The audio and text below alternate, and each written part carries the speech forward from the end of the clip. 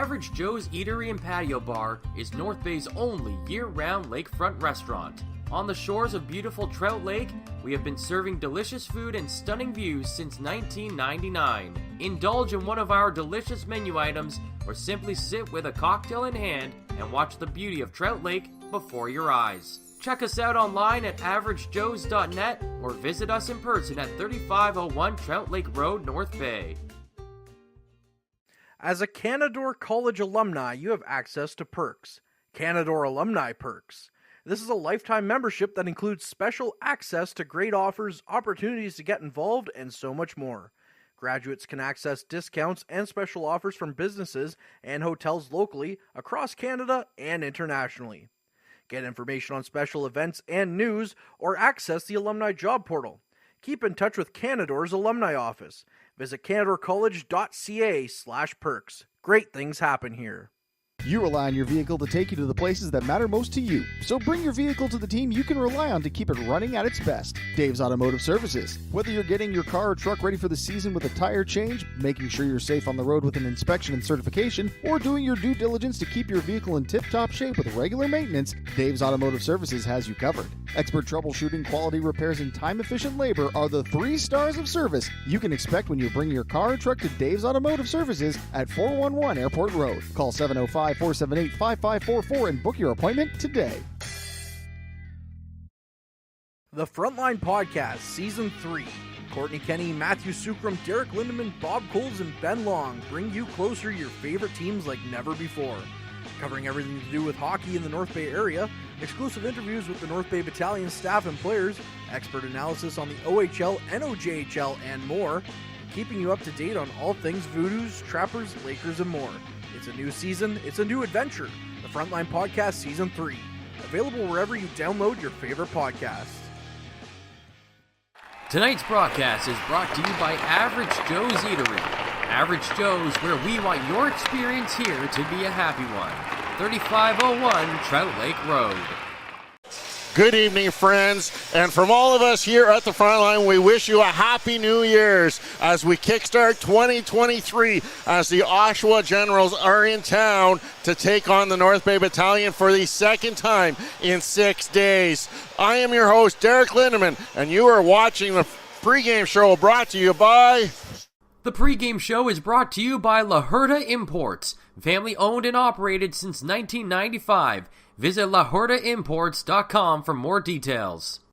I'd like to welcome in Ben Sargent, who will take us through this pregame show. These two teams met up New Year's Eve as the Battalion won that 7-3, and since then the North Bay Battalion have been off. But the Oshawa Generals have been busy. They played 2 home games. They came away losers in the first one, a 6-1 defeat to the hands of the Peterborough Petes before beating the Mississauga Steelheads by a score of 5-4. That was only a couple days ago. Serpa was the hero for the Generals in overtime. And during that time, the Oshawa Generals traded away their only NHL draft pick, Brett Harrison, getting back 6 draft picks in return for Harrison. So teams are stocking up, and this is going to be the last time we see the Oshawa Generals here at Memorial Gardens for the regular season. Well, Ben, what can we expect as these two teams get back on the ice together? Yeah, kind of interesting with last game that they played. It was the Battalion coming off a back-to-back, and this time it's the Battalion well-rested and the Generals who are kind of a little bit worse for wear. This game is going to be very interesting. Ryan Houlihan said that they have to be better at the beginning of games. Obviously, when the last 3 games that they've played against Oshawa, the 2 against Sudbury, they've given up early goals and they've been down early in the game. And obviously, against these kind of teams, you can afford to do that, and they can end up scoring and coming back in those games. The problem, however, is when you play those good teams, when you play the Windsors and the Ottawa teams and those kind of teams, and even if they make it into the finals, you face teams like London. Those are teams that when you get down early, they're so good defensively, it's hard to come back. Yeah, exactly, and that was one of the things I was going to ask you about is how important is it for the Battalion to come out of the gates firing after knowing that they gave up goals in the early minutes in the last couple of games, but you just answered that. I want to ask you, though, about that trade. Brett Harrison going for 6 draft picks. That seems like a high price to pay for a Harrison. Yeah, and Harrison, he's a good player, but he only had 33 points going to that game. In fact, him and Ryan Gagne were the two top scorers for the Oshawa Generals. Gagne did score against Mississauga, so now he's up to 34 points. So it's not, Harrison, again, is a good player, but he's not when you look at some of these players on the Battalion who are more than point per game players that have close to 40 plus points on the season. It is kind of a big pick. It was a big kind of give, but I mean, for people who are trying to push to get into those playoffs and get deep, I think it's kind of worth it, and it's going to give some guys, some other guys, a chance to get up. We see Serpa up on that top line now, and that's going to be kind of interesting to see how he plays with Richie and Butler. And on the North Bay Battalion side, they're getting a couple of overagers back into their lineups tonight. After missing 18 games, Kyle McDonald will draw back into the lineup, as well as Avery Winslow. He missed 21 games. Those are two key guys that the North Bay Battalion will be getting back into their lineups. Yeah, and one of the main questions a lot of people are asking is, what are the Battalion going to do in the trade deadline? It's 5 days away, and the easy answer is probably nothing. Kyle McDonald, getting him back is kind of like them getting an acquisition at the trade deadline. He's more than a point per game player. Last season, ever since between Windsor and North Bay, 35 goals, 20 assists, 55 points in 53 games.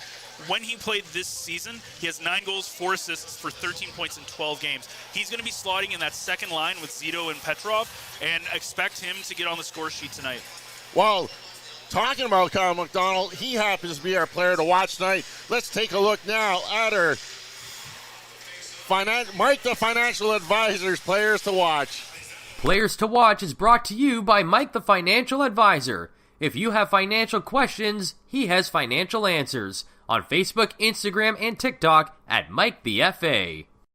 Our player to watch tonight for the Oshawa Generals, one player that you really liked last game was Ryan Rubrick. He's getting moved up to that center spot. He's now the center of that third line. Yeah, Rubrick's kind of an interesting guy. I mentioned it last game. He was on the power play. For a guy that's on the fourth line, a big guy, not very often do you see guys who are in the bottom six get on a power play, but he does. 2 goals last game. And he had a goal against North Bay early on, so 3 goals in his last 3 games. He's definitely a guy who might get this team kind of going, who kind of struggles to score in the bottom 6 of their lineup. Talking about the North Bay Battalion, we talked a lot about Kyle McDonald and how he's been hot to start the season. He's missed 18 games coming back into tonight's game, but he has an 8-game point streak dating back to when before he was injured. Yeah, and McDonald is one of those guys, he's a pure goal scorer. And when you look at guys like Petrov, speaking of Petrov, for a second here, he's now tied with Houlihan for 25th in battalion history in points. And he did it in somewhere around 90 less games, which is really impressive. But he's a guy, he leads the team in assists right now. He is such a good playmaker. He's making Zito look better. Zito has how he's played in his last 3 games. He's been getting on the score sheet, and a lot of that I think has to do with Petrov. So watch Petrov be able to set up McDonald. I'm very excited to see the second line. I think it's going to be a very, very good line for the Battalion. January is a very home-heavy month for the North Bay Battalion, including tonight. 7 of their next 9 games will be right here at Memorial Gardens, Ben. Yeah, and we talk about their next 8 games. Their next 8 games are going to be against opponents who are at least 10 points below them in the standings. They're going to be playing teams that they need to beat. And we talk 6 out of their next 8 games are going to be at home. They need to at least go 7-1, 8-0 in this run, because they're looking at Ottawa 67s for that top spot. And realistically, with how strong the East is this season, if you get first place in the East, you're probably going to be first in the OHL, and that's going to be big come playoff time with home ice advantage and everything like that. We've talked about the trades that the North Bay Battalion have made. Adam Dennis bringing in some trades early on, basically showing his hand early on in the season. We haven't seen the Ottawa 67s make any moves. The Barrie Colts are in an interesting position because Brant Clark, not sure if he's going to go back to the LA Kings or if he's going to get sent back to the OHL. He could be returned. And they just recently picked up an added piece from the Sioux Greyhounds. The Peterborough Peach went out and got Othman early on. They're in the talks about Shane Wright.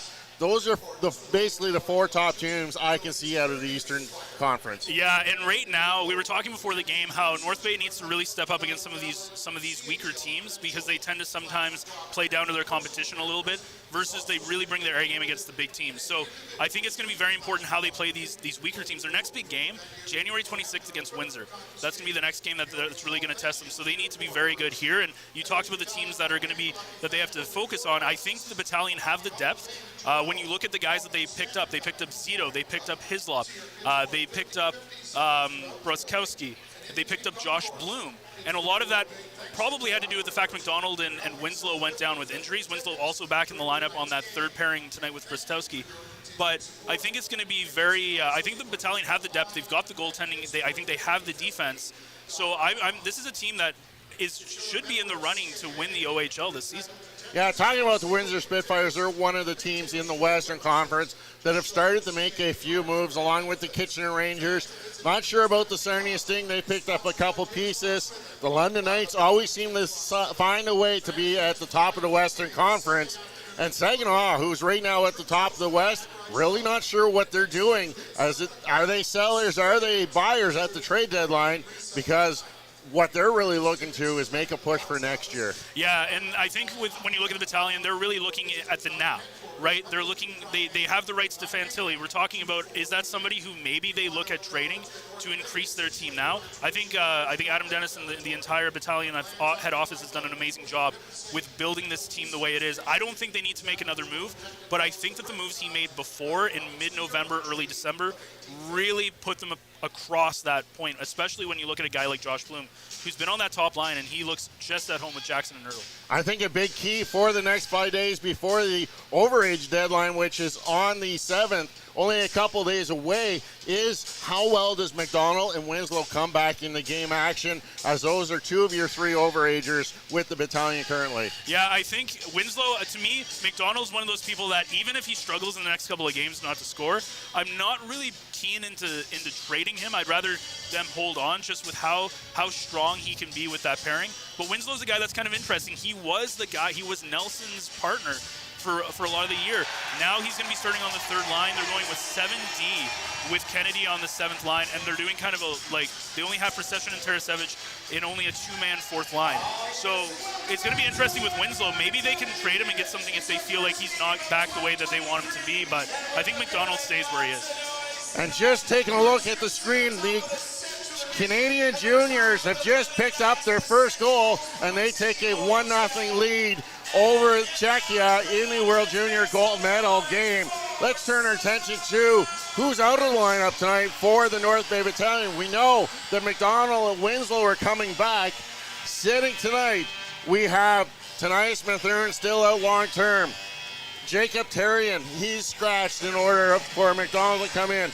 Braden Turley, Brett Bouchard, and Anthony Romani. Romani was kind of last minute as he picked up a few minor scratches and bumps and bruises during practice this week. So Romani being the odd man out, Battalion dressing 11 forwards, electing to go with 7D as Kennedy's still in the lineup for the North Bay Battalion. Yeah, and a lot of this is going to go with Winslow. I don't think that they want to throw Winslow into big-time minutes right away. He's coming back from a cut ankle. He's missed 21 games, right around the same time McDonald went down. So expect Kennedy to be with Bristowski, I think, for the majority of the night, with Winslow trying to pick his minutes up.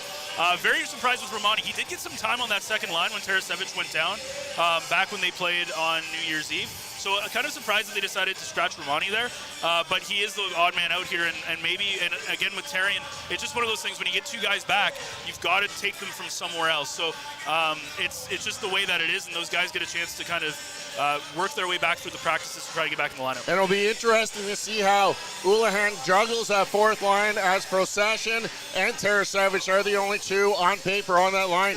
Procession coming in on a 4-game point streak, picking up 2 goals, 2 assists over that time. Yeah, and he had a beautiful goal on New Year's Eve, an absolute snipe. And he's a guy that, unfortunately, when you look at the centers ahead of him, Jackson, Zito, Arnsby, he's kind of behind. He's just kind of stuck. But as a rookie, he's having an absolutely fantastic year. He's in double digits for points so far.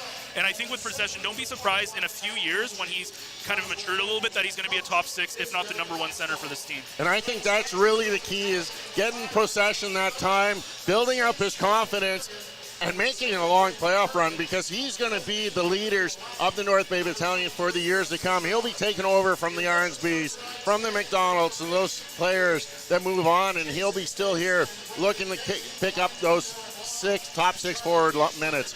Taking a look at our goaltending matchup for tonight, Starting for Owen Sound, or for Oshawa, Carter Bickle. We're going to see him back-to-back in games here at Memorial Gardens. He comes in with a 1-4 record, picking up his first win just the other night in overtime. Yeah, he picks up his first win. Now, one of those things about that game you have to remember, Oshawa almost blew that game. They were up 3-0 at one point in the first period. He gave up 4 unanswered goals before tying it up in the third. Bickle is going to have to be leaned on tonight a lot because this is a game where North Bay is such a good offensive team. They've scored 7 goals in their last 2 home games each time, so 14 goals in their last 2 home games. I expect them to be scoring at least 5+ tonight, but if Bickle can have a good game, maybe he can stop some of those chances that his defense gives up. We'll see a different goalie for the North Bay Battalion. Making the start for his first time in this 23 year is Dom DeVincentis, 18-6, 2.60 goals against average, and a 906 save percentage. He's fallen to second in the goals against average, though. Not much you can say about DeVincentis except that he's been absolutely fantastic. He's one of the top, if not the top, goaltender in the Ontario Hockey League this season. And we talked about it last time. We saw Robinson in net on New Year's Eve, and he was absolutely fantastic. You have McIver, who's playing for the Trappers. They have depth in that goaltending situation. Their goaltending is very bright in the future, and DeVincentis still has at least probably one more year with the Battalion. So you know that their focus is going to be trying to take advantage of some of the lineup that they have this year. Well, I know the Winnipeg Jet Scout was in the media room before the game. He's here to watch none other than Dom DeVincentis as he makes his first start in 2023. And as the calendar is flipped, so has the jerseys. This is the first time this year we're going to get to see the North Bay Battalion wearing their olive green jerseys. Yeah, and they look sharp, don't they? Always one of those things that I found kind of interesting when you're not used to watching this level of hockey when they change their jerseys around. But man, they're looking sharp tonight. Definitely look good in the green jerseys. Last time out, we got to see the alternate white jerseys. This time, we're going to see the green jerseys on the ice. When we return, Courtney Kenny will join Ben Sargent for all of your action in the first period as the Oshawa Generals take on the North Bay Battalion on the Frontline broadcast. Meals are a special time for families to gather, share their day, and spend quality time together. Those dinners are made extra special when you add tropical produce found in the markets and grocery stores that carry La Huerta imports. La Huerta knows the importance of family, so they know which quality products make the best quality meals for your customers, whether it be Mexican Hass avocados, Brazilian figs, Ecuadorian red dragon fruit, or something just as exotic and special. To get your supply of the best tropical produce at competitive prices with brands buyers trust, contact La Huerta Imports at 705-752-1478. Community engagement is one of our core focuses at McDonald's. The key is finding the right people who are passionate about the same things we are, helping kids be kids. McDonald's proudly supports local organizations such as the North Bay Regional Health Center Foundation, Big Brothers Big Sisters, One Kids Place, the Children's Aid Society, and Ronald McDonald House Charities. Stop by McDonald's on 1500 Fisher Street, North Bay, to see how we can serve you and the community every day.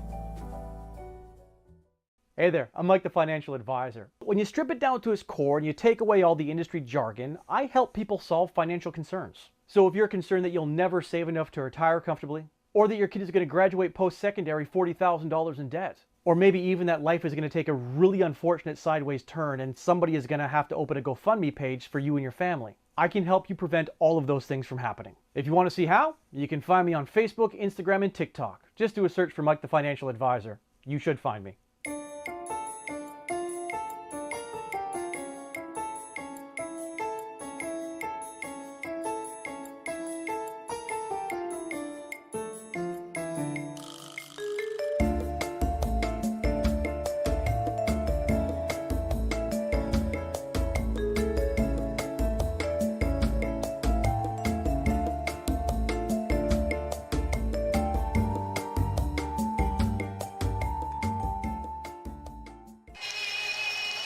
And we welcome you back inside North Bay Memorial Gardens for our first game of 2023 here as the North Bay Battalion start off 2023 the way they ended 2022 against the Oshawa Generals. And you know what? I think they're hoping for more of how that game went as well. A 7-3 victory for the troops in that one. I'm Courtney Kenny. He's Ben Sargent. And we thank you so much for joining us because I don't think there's anything else going on tonight in the hockey world whatsoever. Nothing important. Nothing important. Except for number 1 battalion prospect Adam Fantilli picking up an assist here on that opening goal for Team Canada. at the in the gold medal game here at the World Juniors. We'll be keeping an eye on that game all night long. But if you are here, unlike then with the sparse crowd as well, then you're here for some Battalion hockey. And it's looking like it's going to be a good one, Ben. Yeah, for sure. It's going to be interesting to see how Oshawa deals with Harrison, who's traded hours before their game in Mississauga on Tuesday. Yeah. But yeah, Serpa, it's going to be interesting. Watch that top line of Serpa, Ritchie, and Butler, as well as Robrick gets up into that third line. Harrison it's going to be just very interesting to see how this team does without him, but they're definitely thinking of the future. It's going to be a few years until they get kind of where they need to be, but it should be an exciting future for them. Interesting to note, Callum Ritchie still on that team as well. A bit of a different look as well as the Battalion, as with the New Year's change, are in their home greens now as Owen Van Cecil takes a quick shot, and that just misses Bickle's net. The Battalion are in their home greens now, going right to left, and Oshawa in their road whites are going left to right. Different than the game that we saw last time, although the Battalion were in their white third jerseys at the time, wearing the Centurion tank. Christopoulos in the near side corner to Lucan. Gets it up to Wakely, and Wakely just tries to chip it out of the zone, in which he does. That's Ritchie with the puck in his own zone. Maybe we see his name traded. He would get a boatload of picks and prospects for the Generals for sure if he was to go somewhere. Hislop gets the puck up to Petrov. Petrov out there with Kyle McDonald, him and Avery Winslow making their return after long layovers. And now the puck is into the Battalion zone. Zito up to Petrov. Okay, McDonald gets his first touch on the puck. He's just going to chip it down, although that was past the red line, so it will go for icing. We're 1 minute and 12 seconds into this first period. It doesn't seem like much, but this is going to be a big game for both teams. We talked about how the Battalion, 8 of their next games are going to be against opponents that are kind of further down in the standings. Oshawa, on the other hand, they're on a 7-game road trip. They don't go home until January 16th. So they have a long trip ahead of them, and this is game 1, so they'd love to come away with a really well-fought game tonight. But it's all about holding leads for them. Puck knocked up. Robrick, who scored a goal in that game on New Year's Eve here, took a shot, but it was blocked. Now McDonald in the neutral zone.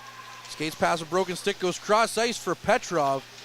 And then he sends it, Petrov couldn't get a hold on it, but he sends it into McDonald behind the net, who kicks it up to Zito. Zito back to Bruskowski. Bruskowski takes the shot. It's off the shin pad of McIntyre and is tipped into Bickle in net, who just covers that one up. And interesting to note, we talked about this very briefly, you and I, just before the game. Bickle getting another start here. He's gotten a few now. And it looks like Patrick Lever, unless there's an injury, might have lost the hold on his number 1 job. Yeah, and Bickle finally got his first win against Mississauga. So, yeah, back-to-back games for him. Maybe they're going to see what he can do. Maybe they're thinking of trading Lever. There's a couple of questions that are going to be answered in the next couple days. But, yeah, we'll see what Bickle can do here. 7 goals given up in the last game. Lever almost stole a series for the Gens last year in the playoffs when they were a lower seed as well, which would have been interesting to see for sure. Winslow with his first touch as he takes a hit in the corner. Good to see the reinforcements. And one could argue Ertl with the puck.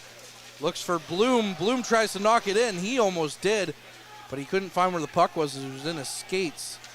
Puck goes up the ice now for Serpa. Serpa chips that one in. And one could almost argue, even though the trade deadline's looming, the Battalion just got some additions in Avery Winslow and Kyle McDonald. Yep. Maybe doing a little bit of trade deadline shopping by form of reinforcement. Behind the net now for the Generals, that's Parfenyuk. Twisting and turning, but it gets back to the point for Kennedy. Kennedy knocks that one in as the Battalion are playing with an extra defenseman tonight. Have to keep an eye on that one. And now it's behind the net, and that's Danford with the puck. Danford goes around Petrov. Skates the puck up. Gets it up to Buckley. Buckley's just going to chip it in. It'll come to Divinchentis, who's just going to kick that one to the corner. Lucan up ice for Petrov. Quick pass over to Procession. Petrov now getting a chance on that 4th line with Tarasevic and Procession as they're playing without a forward here. Hislop knocked off the puck. He can't keep the puck in the zone. And now the Generals, Jordan Ertl, chips the puck down the ice. Divinchentis out to play it. Gets it to the near side half wall for Petrov. And Petrov looks up for the ice for Tarasevic. Tarasevic, his pass cross ice for Hislop. Misses him, and the Generals counter back with Buckley. Buckley into the Battalion zone. Goes cross ice for Morelli. Misses his stick. And now that was Thomas Stewart who just knocked that one in And DiVincenzo stopped it up in the trapezoid behind his net. Van Steensel on the near side half wall. Looking up ice for Arnsby. It's just going to miss him. But it did hit his stick, so no icing on that one. Wakely comes in on the near far side half wall and knocks that one in. And now Arnsby back in the corner. Battling for the puck, loses it. But Nelson somehow keeps it in. And now on the near side wall, Van Steensel. Van Steensel loses it. Now we have Seneca going the other way. Seneca tries to get it past Hislop. He can't. And Seneca couldn't play the puck now as he's going to go off for a line change. Nelson to Arnsby. Arnsby looking for Wakely in the neutral zone. Wakely, who picked up the Battalion's last goal of 2022 against these Generals. Back out on the ice. Arnsby battling with Danford.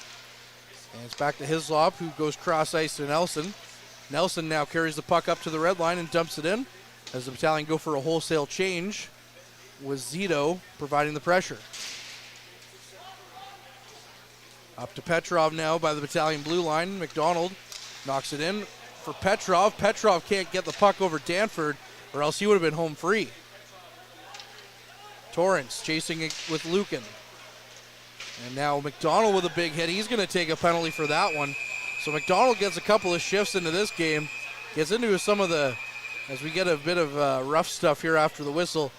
Throws himself kind of a bit of a dirty hit into the corner, and now he's going to be penalized here for the next 2 minutes or more. Yeah, I was going to say, McDonald, he's been around the puck a lot today, so he's done a good job of getting in that spot. And at first, when you first saw that hit, I was like, oh, he's getting the body involved. Unfortunately, it looks like they're going to call this maybe a hit from behind, potentially, or a cross-check. Yeah, it looks like a hit from behind.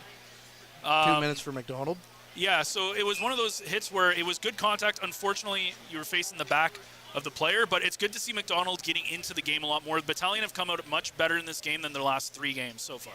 Yeah, they've been able to not get scored on in the first minute here, as we're 5 minutes in now.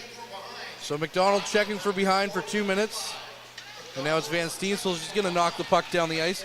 The Generals come into this game 24.8% on the power play. That's good for third in the league, with the Battalion on the penalty kill 86.8%. That's good for first in the league.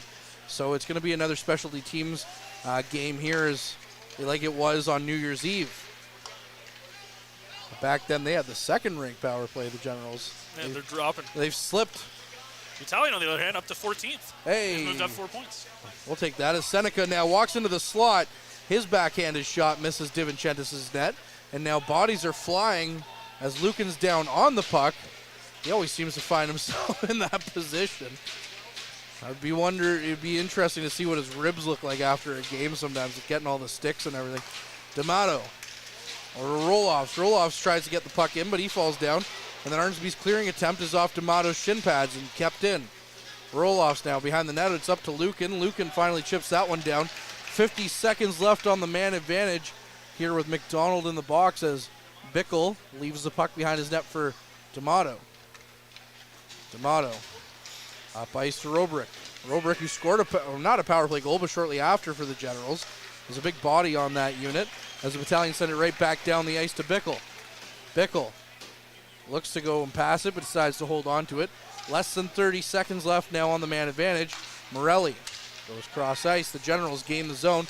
Rubrick with it, along with Torrance, but the Battalion pick it up behind their net and send it right back down the ice. 15 seconds left. Bloom goes for a change. This team is going to look a lot different with Josh Bloom and Kyle McDonald on those top 2 lines. It's going to be fun to watch here. This is really our first chance. McDonald back out on the ice. Now we're back to 5-on-5. The Battalion killing off that penalty as Serpa is checked by McDonald immediately coming out of the box. And now it's back to Bruskowski in his own zone. Battalion with Jackson leading the rush. Goes up ice to Petrov. Petrov tries to leave it behind for Jackson, but Jackson just sends it into the near side corner for Petrov. Petrov has 2 Generals all over him, but now it's left for Tarasevich. Tarasevich up ice to Petrov. Petrov pitches and catches with Tarasevich, and it's on the near side wall. The Battalion can't get anything going, and the Generals come away with it. Jordan Ertl now tries to get into the Battalion zone. A good stick by Nelson negates that, though. And the Generals now lose the puck. Van Steensel going the other way. Decides to play the kick plate over to Tarasevich with the shot! And Tarasevich puts it past Bickle on one of the Battalion's patented plays, using that kick plate there. Officially, the assist will come from Van Steensel. Unofficially, Memorial Gardens with a big apple on that one. And Van Steensel and Petrov are probably going to be going back and forth in that fourth line with Procession and Tarasevich. Tarasevich had a very tough game the other day, got a puck right in the mouth, lost a couple of teeth, was kind of played a lot in that fourth line, and it's good to see him kind of get back into that scoring goal, and that was a really nice, again, really timed off the boards and a really good shot. And that's the thing with Bickle, is you just got to put pucks on net. And a big start. Battalion, first time in 4 games that they've scored first. Well, the Battalion, that's Tarasevich, 10th of the season. And frontline viewers and, of course, Battalion fans will know as Larnsby tries to bring the puck in, gets it up to Wakely.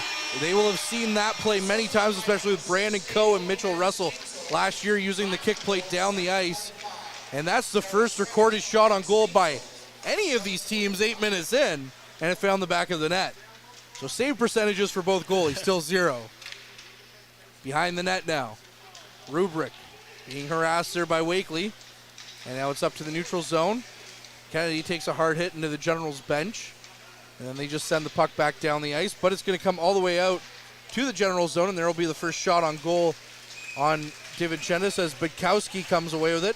Takes a bit of a whack at DiVincentis, and he had something to say to him after he was behind his net, and so did some of the troops. Well, we saw that game on New Year's Eve. It was very chippy near the end. And this game has been very chippy early on, and I think that McDonald hit's going to be kind of a catalyst for some extracurricular stuff after the periods, though. One of the things that's very interesting is that on that power play, D'Amato, he's a guy you have to watch out on the ice right now for the Generals. Lots of shots from him, as you were talking about. Stewart, with his shot, goes wide of the net. And then D'Amato, who's back out there again, now battling in the corner for the Generals. One thing about him now is Zito's knocked down, no call coming. Petrov comes away with it and sends a stretch pass a little bit for McDonald, but McDonald can't get anything to go. Tries the saucer pass cross ice, but it's picked off by Petrov, or Seneca. Seneca saw that big body of McDonald coming and kind of said, okay, I'm going to stop up here, but it still goes for offside. But a bit of an interesting thing, though, for D'Amato is how many times have we seen him in these 2 games? Yep. I mean, a game and a period, or half a period now, where he's pinching, he's going up, he's trying to create offense. Like, he's almost like a fourth forward out there for the Generals. Yeah, and he leads. Well, Harrison did lead the team with 103 shots. Right now, 91 shots. And we were talking before how Nelson also, is very up there in shots. And D'Amato's not a guy who's afraid to join the rush, and he's kind of a catalyst for this team. And you see him a lot getting into the corners and stuff. So keep watching for that for this game. Speaking of, there's Nelson has another chance. Just misses Bickle's net as it came out off the kick plate. The Battalion really loved that play, and hey, that's what you call home ice advantage, right? You see it in baseball where the field really comes into play a lot. You don't really see that so much in hockey, but with the kick plate as active as the one here in Memorial Gardens, why not use it? Butler, who scored the opening goal last game, gives it to Ritchie. Ritchie's shot is blocked by Butler, and now cross ice for Butler, and I don't know if DiVincentis got a piece of that or that one hit the side of the net, but somehow the puck came or stayed out, and it's still a 1-0 game for the troops. Nelson looks up ice, chips the puck down and off the boards, and Danford sends it up ice for McIntyre. McIntyre battling with Nelson. Puck is knocked up in the air, but still kept into the general zone. Finally it comes out, but that's going to be Budkowski who gets to it first, and the Battalion are going to have to regroup. Ritchie over to McIntyre. Puck back out to the point. D'Amato just kicks that one in. And now it's in for Torres. Torres with a good stick there by Bruskowski. Keeps it away from him, but instead he gets the puck back. And now it's back to the point for Budkowski. Bruskowski, Budkowski. A lot of Kowskis. Lots of skiing, for sure. Van Steensel. Tune up to Nelson, over to Tarasevich, the Battalion goal scorer. Gives it to Bruskowski. Bruskowski just going to send it into the general zone, but surprise, surprise, it hits Budkowski. And the Generals regain possession. Budkowski, cross ice to D'Amato. D'Amato sends it up ice, but they can't get through the neutral zone cleanly. And finally, they gain the Battalion zone, but not for long as DiVincentis is out to play the puck all the way back up to the blue line for Bloom. Bloom loses it, though, however. And now we have a scrum in the Battalion zone. 8:57 left in this first period. We'll hear from Mr. Derek Lindemann at the mid-period break coming up. Bloom, cross ice to Ertl of the Justin variety. Back to Winslow, and Winslow just missed that one, couldn't keep the line. And it's back over to Bloom. Christopoulos now with the puck in his own zone, blows a tire. And they look up ice now, and they can't get it to go. Lucan finally gets it out of the zone. 1-0 Battalion lead. Shots are 1-1 though, however, so not a lot of offense in this one as of yet. Jackson goes cross ice for Christopoulos. The puck hops over his stick, and he has to regroup over to Lucan. Lucan back to Christopoulos. Christopoulos up to Ertl. Ertl to Bloom. Bloom looking for a chance out front, but his pass is going to hit the stick of Danford and go wide of the net. Buckley now, or Seneca rather. Seneca going up ice. Here's it for Roloffs. Roloffs with a shot there. And that was Gagne in front of the net. It might have hit a body though, and never got to DiVincentis. Up to the near side wall for Bloom. Bloom chips it out to Jackson. Jackson now along with Ertl. Just chip the puck down, and Jackson goes for a change while Ertl chases after it. Ertl in the near side corner now. Loses the puck, but Van Steensel kept it in. Now Armsby chases after it. Almost a bad pass there by the Generals behind their back, but the Battalion weren't there to capitalize. Hislop in the neutral zone, battling with Serpa. Comes away with it, gives it to Van Steensel. Over to Wakely. Wakely skates it in, takes the shot, and Bickle's going to kick that one away. His save percentage officially 50%. Another shot in on Bickle, and that's going to be Wakely who chips that one in. I don't have the head this time, but Dallin Wakely with goals in back-to-back games. Well, and the Troops are up 2-0. Well, we were joking about he's not going to be able to score now. He didn't bring the head. I know. What a great tip. I also love the one play I think goes a little bit unnoticed is Hislop joins that play. Arnsby's the one who kind of stays back, and he does a great job setting up that entire play. So you got to give credit. They have a really good offensive structure there, and obviously Wakely kind of gets that, is able to tip that one home. And again, it's all about misdirection with Bickle, and he's a guy that if you get pucks on him, you'll live him up. And here we are, 2-0, 13 minutes in. Dallin Wakely with his 18th of the season. Last year, he had 20. Looking like he's going to surpass that number for sure. And I'll take credit for one of the goals, just because of the head last game. Puck down into the Battalion zone. That'll go for icing, and that'll be our mid-period break. So we'll be back on the other side of this with Mr. Derek Lindemann. This period is brought to you by Canada Alumni Perks. Get information on special events and news, or access the alumni job portal. Visit canadacollege.ca/perks for more information. Well, it's been a little bit, and you could see him down there holding his hand to his ear, so he was waiting for us to throw to him for a while. And Derek, we're finally here. We're finally throwing to you. What's going on between the benches? Well, apparently we can't hear you, Derek. Not sure what's going on. We'll come back to you here in a moment. Ben, we're halfway through this period. It's 2-0 for the Troops here on 3 shots too for the Battalion. Yeah, it's throwing pucks at the net, and honestly, the Battalion have looked very solid. They haven't had a lot of transition game so far this game, but I've really liked what I've seen from McDonald so far. You can tell he's trying to get some goals. He's been aggressive, and he's been trying to get the puck in the net. So don't be surprised if we see him at some point put one in the net tonight.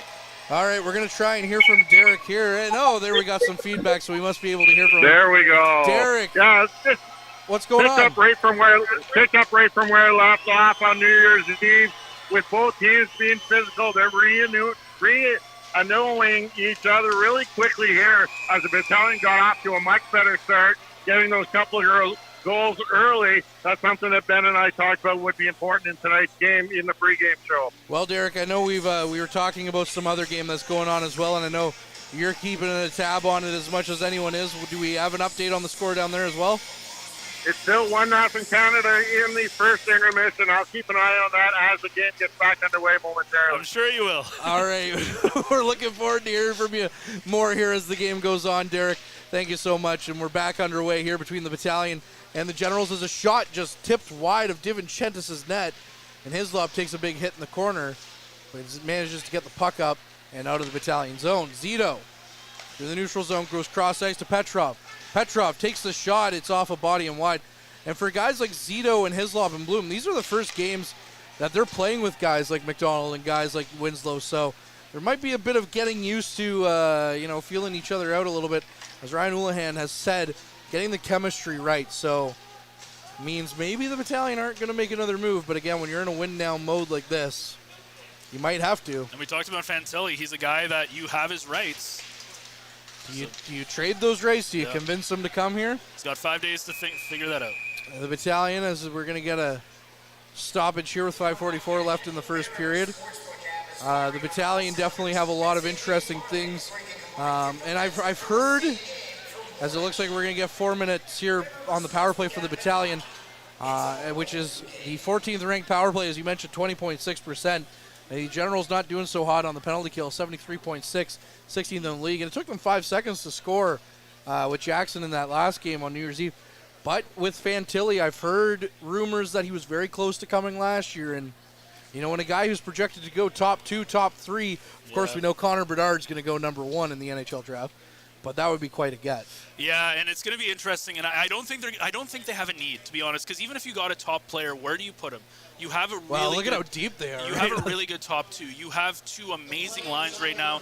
You have a really solid third line. You have a really solid fourth line. I don't see them doing anything. You have the best, I think, goaltending tandem in the league right now, with a very small bit of stuff we've seen from Robinson.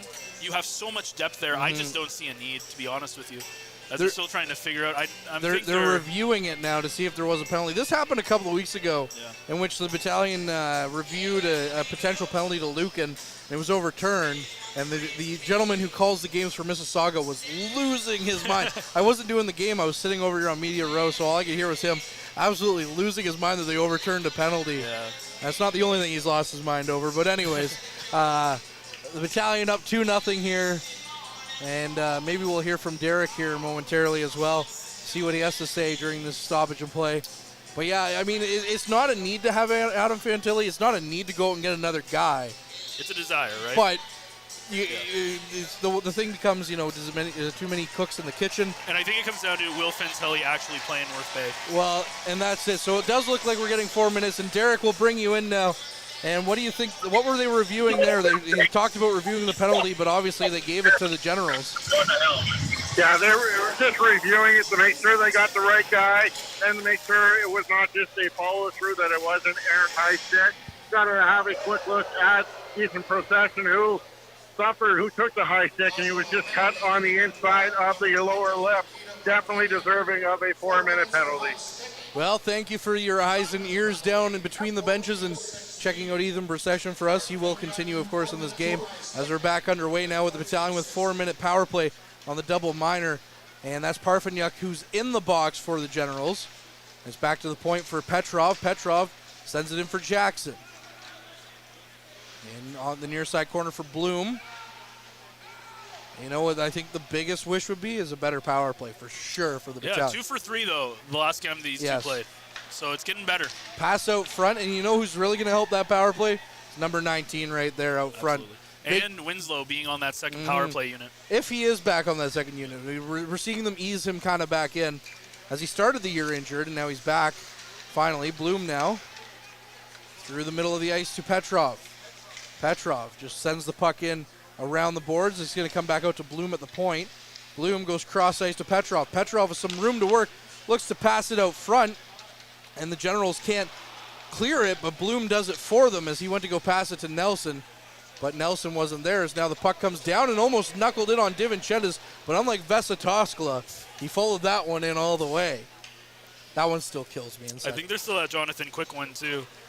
Yes, yeah, or the Marty Brodeur where he lost the stick and knocked in the Stanley Cup playoffs in the finals. Zito trips up on the blue line, tries to find Ertl, and now it's over to Arnsby, who gives it to Ertl. Winslow is out there quarterbacking the second unit, and there's Winslow receiving a pass from Wakely. Wakely takes another shot at Mrs. Bickle's net. Now to Zito. Zito goes around behind the net, and it's going to come out to the point for Wakely. Wakely had some trouble, but was able to keep it in. Now up front to Arnsby. Arnsby on the far side wall gets it to Wakely. Wakely's pass comes out. Winslow tries to stick handle it back in, but it goes for offside with 2:10 left on the man advantage. Yeah, interesting that they're going with four forwards on that power play with Winslow being the only one there. It's not something you see too often, but it definitely makes sense. It's been a pretty good power penalty kill right now for the Generals. They're doing a good job of keeping everything to the back and blocking shots and passes that are coming near the center. The Battalion are going to have to start taking some shots from the point and trying to get some of these tips past Bickle. Well, they did get one tip past Bickle already on the Wakely goal. 2 minutes left on the man advantage. Nelson in the top units back out there. Nelson in his own zone gives it to Petrov. Petrov with a quick one-touch pass to Bloom, who then gets it back up to Nelson, who leaves it for Petrov. But they can't gain the zone, so Nelson gets it back to Petrov. Petrov skating in his own zone, leaves it for Nelson. Minute 44 left on the man advantage. Bloom looks up ice, finds McDonald. McDonald tries to pass it through the neutral or through the middle of the ice, and now Jackson got tangled up and was held into the general zone, so the Battalion had to stop up. Jackson was looking for a call, but none come, as Petrov leaves it for Nelson on the far side wall. Nelson's pass cross ice to Bloom. Bloom on the near side wall sends it back to the point for Nelson. Nelson cross ice for Petrov. In deep now to Jackson. Back to Petrov at the top of the slot to Nelson. He scores! Ty Nelson with the point shot on the power play. Gives the Battalion the 3-0 lead. Well, what did I say? They got to get shots from the point. Nelson with an absolute rocket. What a shot from Nelson. We talked about how Winslow is going to be on that second power play. Nelson is the quarterback on that first power play, and he shows you why he has, number one, he has so many shots on goal, but number two, why he has so many points. He's getting close to the century mark in points. In his OHL career. Yeah. You can tell why. This kid's special, and there's a reason he went, he drafted so high. Yeah, first overall by the Battalion in 2020. It was a toss-up between him and future Battalion superstar Adam Fantilli. No, I'm just kidding, but Adam Fantilli. That's Nelson's 10th of the season. Sets a new career high as well with that goal, as he scored 9 in his rookie season last year. And also something to keep in mind, Ryan Gagne was hit.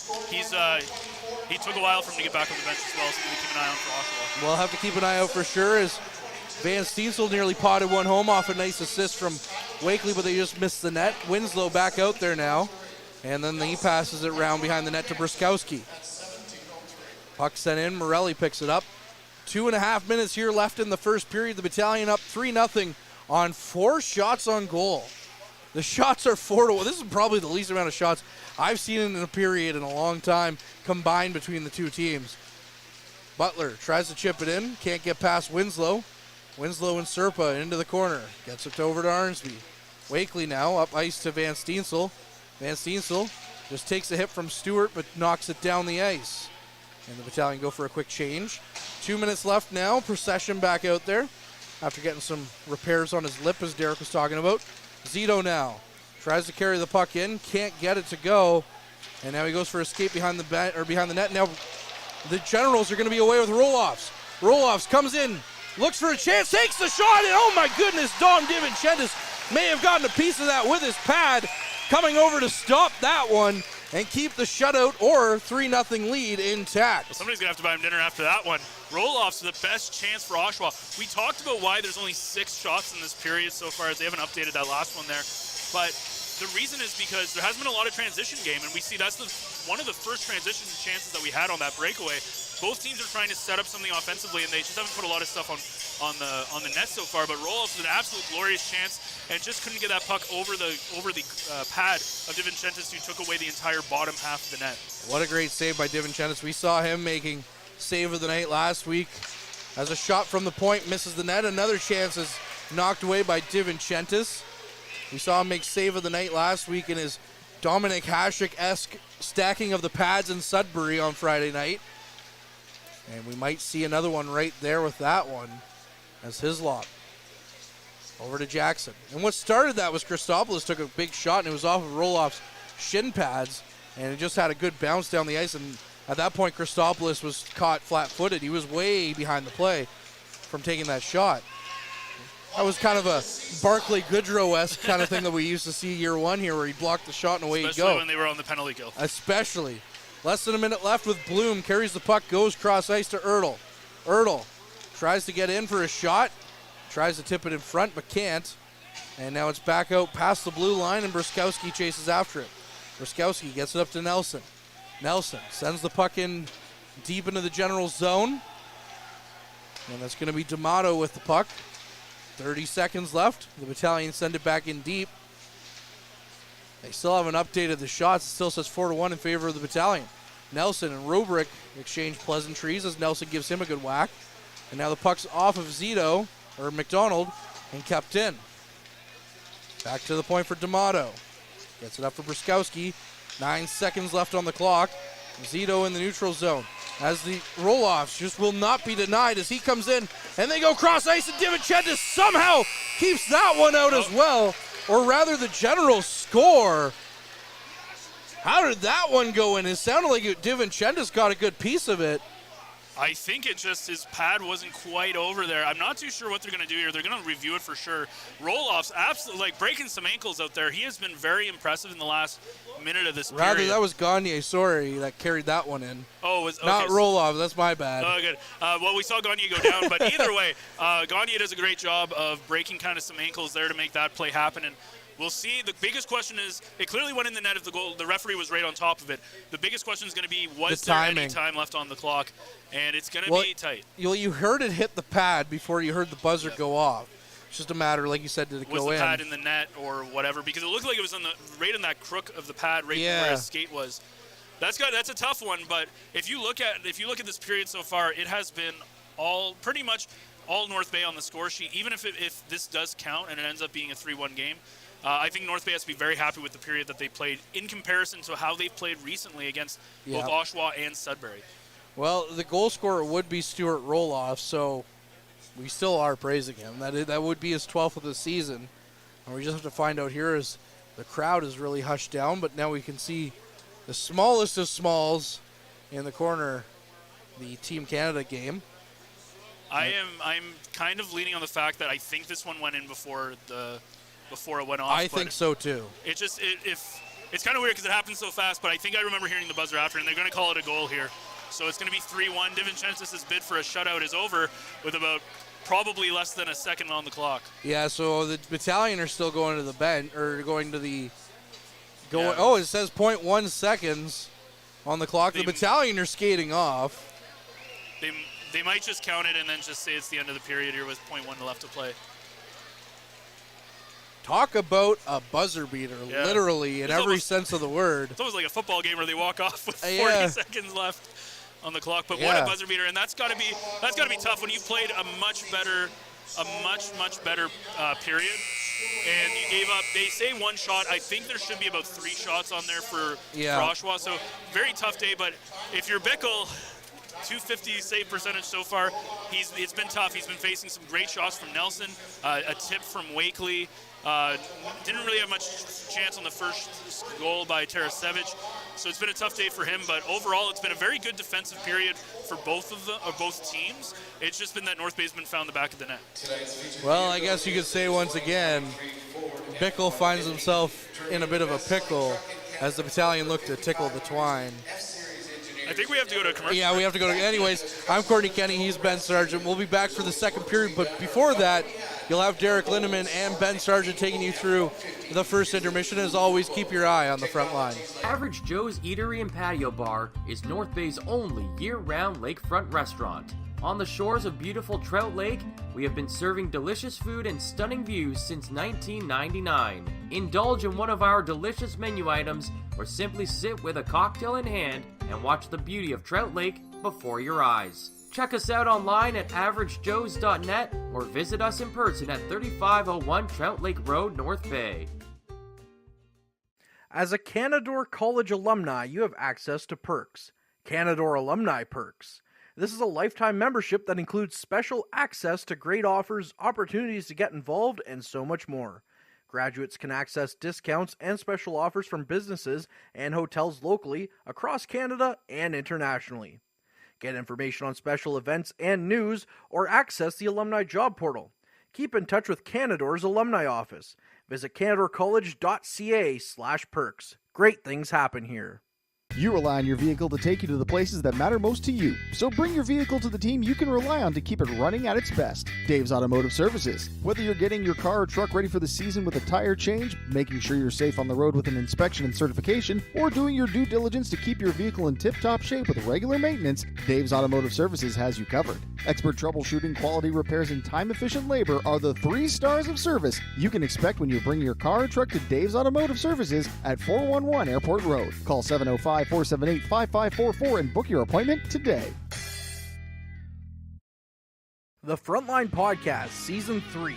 Courtney Kenny, Matthew Sukram, Derek Lindemann, Bob Coles, and Ben Long bring you closer to your favorite teams like never before. Covering everything to do with hockey in the North Bay area, exclusive interviews with the North Bay Battalion staff and players, expert analysis on the OHL, NOJHL, and more, keeping you up to date on all things Voodoos, Trappers, Lakers, and more. It's a new season, it's a new adventure. The Frontline Podcast Season 3. Available wherever you download your favorite podcasts. Tonight's broadcast is brought to you by Average Joe's Eatery. Average Joe's, where we want your experience here to be a happy one. 3501 Trout Lake Road. And we're back inside North Bay Memorial Gardens, where after 20 minutes of play, the North Bay Battalion lead the Oshawa Generals by a score of 3-1. And just getting word that Shane Wright has scored to give Canada a 2-0 lead over Czechia. Shane Wright scoring on his 19th birthday. What an accomplishment for Shane Wright. Taking a look at the scoring summary here at Memorial Gardens. Getting things started, Nikita Tarasevich, his 10th of the season from Owen Van Steensel at 7:45. Just over 5 minutes later, Dallin Wakely, his 18th of the season, made it 2-0 at 12:56 from Nelson and Arnsby. And then on the power play, Ty Nelson with his 10th of the season from Petrov and Jackson at 17:03. And then just with over 1 tick remaining on the clock, Stuart Roloff's got the Generals on the board with his 12th of the season from Ryan Gagne. 3 penalties in that period. Actually 2. The first one was Kyle McDonald going off for checking from behind at 4:55. And then Nikita Parafinik picked up a double minor for high sticking at 14:16. Not sure about shots on net. Only 7 shots were recorded in that first period, with the North Bay Battalion getting 4 and the Oshawa Generals only 3. The power play, as I said, the Battalion were 1 for 2 and the Generals were 0 for 1. 2 other games on tap tonight. Both of those games are scoreless. The Peterborough Peace are hosting the Owen Sound Attack. That is just a minute left there in the first period in Peterborough. And just getting underway in Barrie, the Colts host the Ottawa 67s. Taking a look around the NHL tonight, there is a few games on tap. First off, the Seattle Kraken are in Toronto, and that is scoreless after 1 period of play. Elsewhere in Canadian NHL content, the Montreal Canadiens and the New York Rangers are scoreless after 1. A 9 o'clock start sees the Edmonton Oilers host the New York Islanders. A 10 o'clock start has in Colorado in Vancouver. And that is it for the Canadian NHL pitcher. And as I said, the Canadian World Junior team is up 2-0 over Czechia 5 minutes into the second period of play. Well, Ben, we talked pregame about the start that the Battalion needed, and they got that start, getting 2 goals early and actually went up 3-0. Yeah, the one thing that I was very impressed with was the fact that they played a very solid defensive game. They didn't make a lot of mistakes. And really the biggest, it wasn't really an offensive mistake, but Christopoulos' shot coming out, giving Roloff's a beautiful chance at a breakaway. That was kind of like probably the biggest blunder defensively, which wasn't even really a fault. So a much better game. You got to give a lot of credit to Oshawa. Oshawa has played a very good neutral zone game. They haven't given the North Bay Battalion a lot of transition chances, and what the Battalion have done is basically have scored when they've set up in their zone, and when they put pucks on Bickle, who today, unfortunately, 4 shots and 3 goals, but he's been facing a couple of tough ones. Like, all 3 of those goals were kind of tough for him to stop, and that's something that the Battalion just have to keep shooting on it. When you're dealing with a goaltender like Bickle, it's mostly just get pucks on net and try and get them to bounce everywhere, and it's great to see their power play ramping up again. Now, I think technically 1 for 2 since it was a double minor. Exactly. Thoughts on that long bank pass there, Owen Van Steensel sending off the end boards. We've seen it quite often. Your first chance to see it here live, and it actually worked as Nikita Tarasevich picked it up and one-timed it into the back of the net. Yeah, I mean, if it works, that's the big thing. And we talked about home ice advantage. That's one of those things. You know how the board works. You know, like, the boards aren't perfect, right? So there might be, like, some imperfections that you're able to play away. And the fact the Battalion are able to do that, and it's a set play, it's not just an accident, that gives them an advantage. And we talked about home ice advantage in the playoffs. And you get into, let's say they get into that OHL final, that's something that could play, and the Battalion are taking advantage of their home ice. And that's one thing that we see here at Memorial Gardens, no matter what the level is. We see it at the university level, we see it at the AAA level. All the teams here at Memorial Gardens know how lively that bottom kick plate is and use it to their advantage. Yeah, and again, it was a great play. I mean, Tarasevich was the guy who had a kind of a tough start on New Year's Eve. He got a puck in the face. He was kind of demoted onto that fourth line as Hulan was trying to shift the lines around. And he comes out and gets a goal, and that's, I think, really big for him to kind of get that kind of confidence going, especially considering right now he's on a fourth line that only has two players on it, and Petrov and Van Steensel have kind of been going in between with Procession and Tarasevich. Wakely with goals in back-to-back games, looks like he's getting back on track. Very exciting to see him getting involved in the offense. 20 goals last year, 18 already this year. He's going to set a new career high there momentarily. Yeah, unless he goes on an absolute crazy drought. Hopefully that wasn't a jinx. But, yeah, the thing that I love about the Battalion right now is with their depth, their bottom six are the two goal scorers for the offense. Obviously, Nelson getting the third goal, but their top six haven't really done a lot this game in terms of generating a lot of chances. McDonald has looked really solid in the first half, very aggressive. It would have been a nice hit if it wasn't from behind that got on the penalty, but he's been getting there, and you can tell he has a fire to try to get back onto that goal scoring route so far. But so far, the bottom six have been the people who've produced. Yeah, Kyle McDonald, one person that I tried to pay attention on between the benches, especially after every shift, was to see how he was coming off and handling those shifts. He seems to be just a tad bit behind in his speed, but it won't take him long to get up there. And I'm just worried that he might shy away from that contact, knowing that it is a back issue and not knowing exactly when that could reoccur. Yeah, and the fact that it's a spasm, right? Like it's kind of a random thing. It's not a set. Oh, you broke something or you pulled something. It's something that you can't really go. And I don't think. And he's been shying away a little bit, but he's not been too afraid. One thing that I have noticed is that he's been trying to get into the offensive zone a little bit more. I'd like to see him maybe in the defensive zone doing a little bit more. It seems like he's cherry picking up by the blue line a couple of times to try to get those breakaways. But that might be something that they're trying to do, is they're trying to use his stick handling and his ability to get through defensive zones. So far, we haven't seen too much from Zito or Petrov too much tonight, outside of when Petrov's been on that fourth line. So I'd like to see a little bit more from them.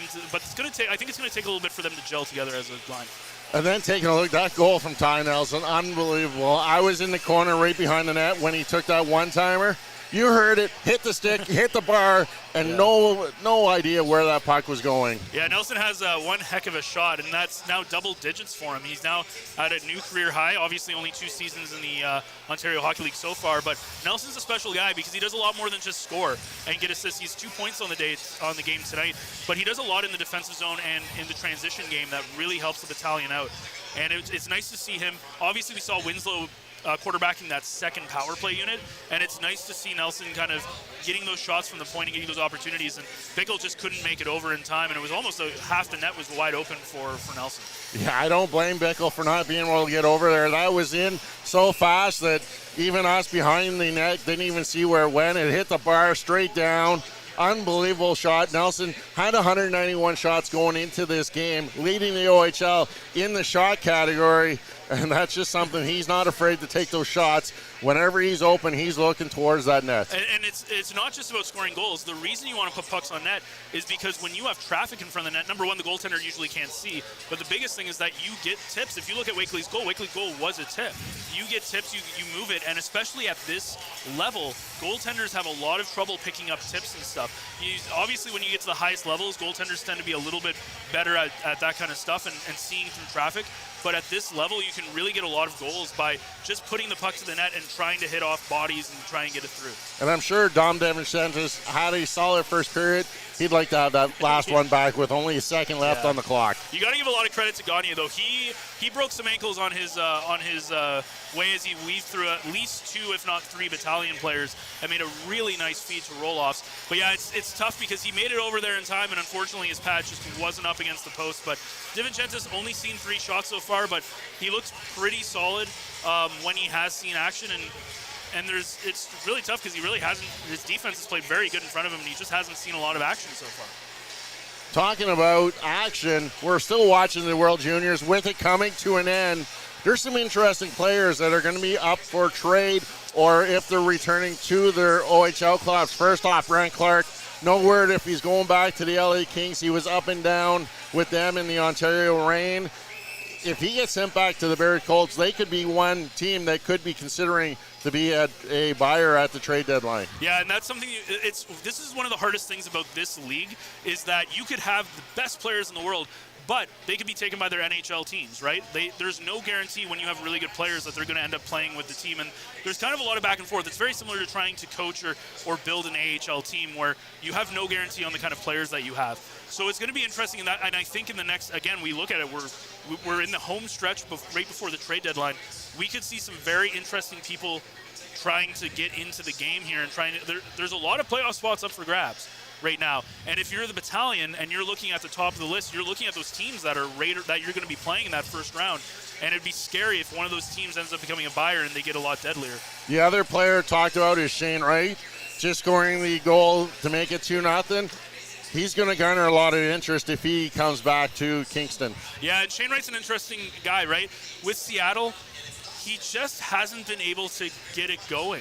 And the same thing with the AHL, is just he has not been able to find his game.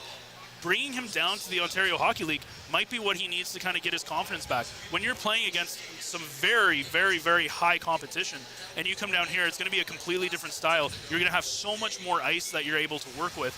And he could come down and get some great confidence. And, I mean, if you're Kingston, you're laughing, right? Because that's a huge addition for you as well. And thinking about what they're going to do, Seattle, they're going to be in Montreal just in a couple nights. That would be Shane Wright's 9th game. He'd be eligible to play that game and then get sent back to Kingston. So just curious to see if Seattle would keep him up for that one game against the Canadians. And he scored his first NHL goal against Montreal. So I'm sure they'll probably try to keep him up as long as possible, but I would not be surprised if he ends up back in at least the AHL. If not, I think the OHL will probably be one of the better places for him to be in, unless they feel that he's not going to get enough development because he's just too high of a skill level at this point. Being at that NHL level, it'll be interesting to see how they go. Well, not only are the Battalion back in action in the new year, tomorrow night the Powassan Voodoos return to kick off their second half of the season as they host the Elliott Lake Red Wings for their first game of 2023. And we'll have it right here on the Frontline broadcast. And also, the men's Lakers are back in action, taking on the Queens Gales. Tomorrow night, all of that action on the Frontline broadcast or OUA TV. It's 3-1 here. North Bay Battalion lead the Oshawa Generals on the Frontline broadcast. Meals are a special time for families to gather, share their day, and spend quality time together. Those dinners are made extra special when you add tropical produce found in the markets and grocery stores that carry La Huerta imports. La Huerta knows the importance of family, so they know which quality products make the best quality meals for your customers, whether it be Mexican Hass avocados, Brazilian figs, Ecuadorian red dragon fruit, or something just as exotic and special. To get your supply of the best tropical produce at competitive prices with brands buyers trust, contact La Huerta Imports at 705-752-1478. Community engagement is one of our core focuses at McDonald's. The key is finding the right people who are passionate about the same things we are, helping kids be kids.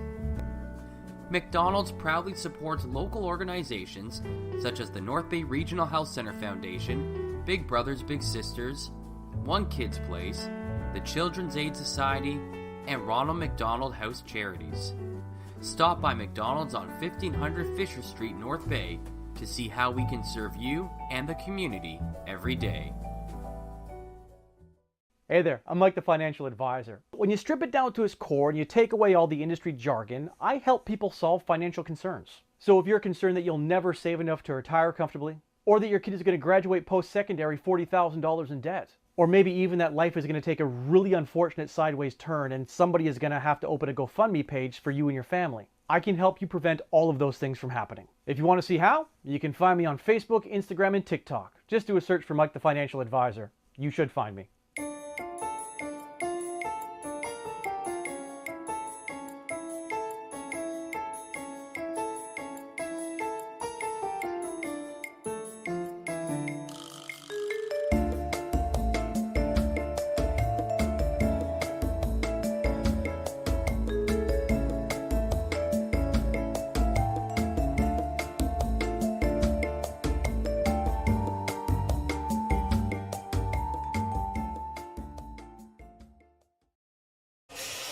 And we welcome you back inside North Bay Memorial Gardens as we get set here for the Battalion and Generals Period 2.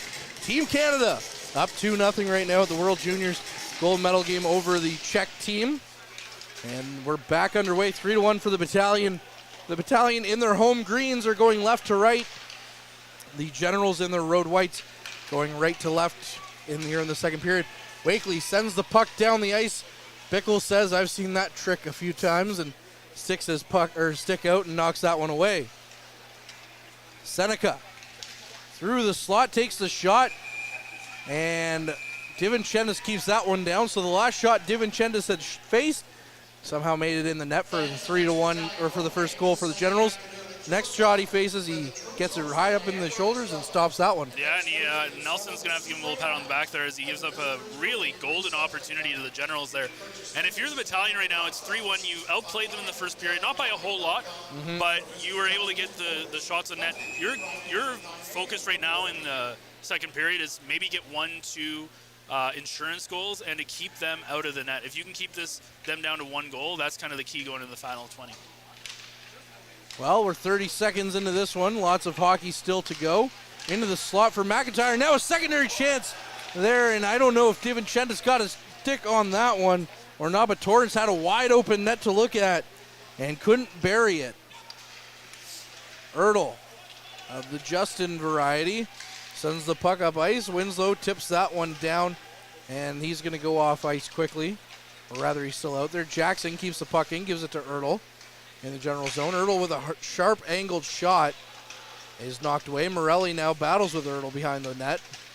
And now it's back up to the far side wall, but Winslow keeps it in.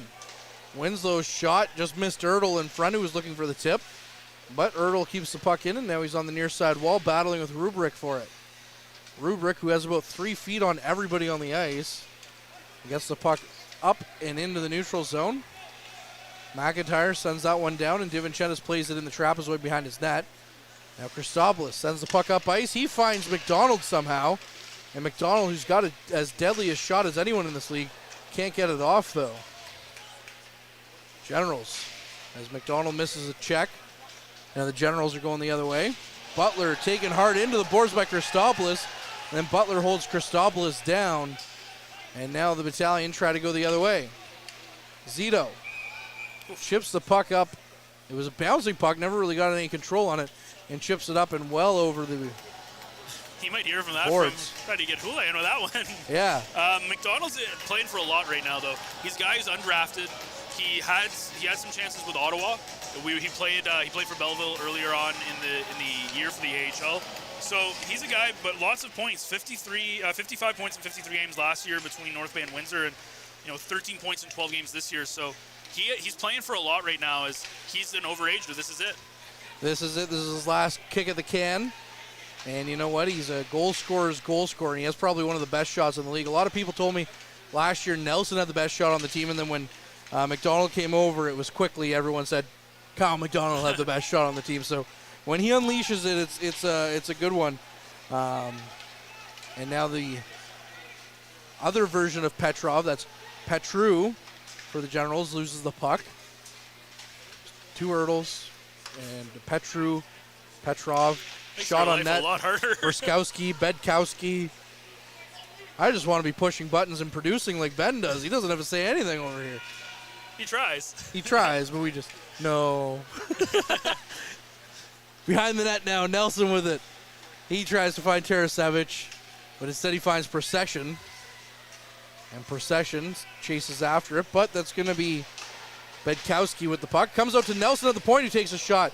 And Bickle knocks that one down, and I do have to say something. We missed on the 3rd Battalion goal. Matvey Petrov picking up an assist.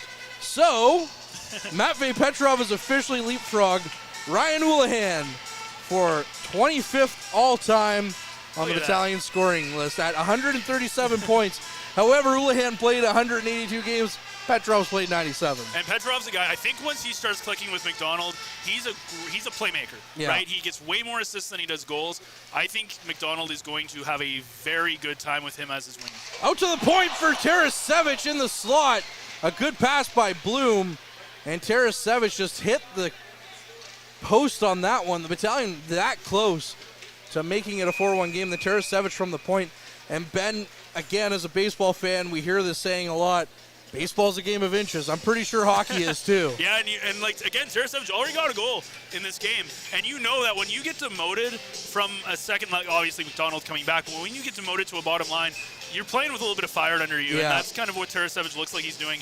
And it's very interesting with Houlihan. He looks like he's using all 3 of his left wingers on that line today. I thought he might leave Bloom just on that top line, but even he's getting some time on that 4th line. And you know what? What can you say about a team that has Nikita Tarasevic on a 4th line? And My Procession goodness. as your 4th line center. Hey, he's doing pretty good as a first-year center for sure for the Battalion. All the rookies, too, including Jacob Therrien and Braden Turley, have not looked out of place here with the troops. Arnsby with a burst of speed into the zone, looks out front. Van Steensel with a deadly chance. And Bickle with just as equal a great save on probably the toughest shot that hasn't found the back of the net yet. Well, and honestly, right now, their bottom 6 is looking better than their top 6 right now. Their bottom, well, obviously they're missing, they're only playing 2/3 of a line, but they've had the scoring chances. Their bottom 5.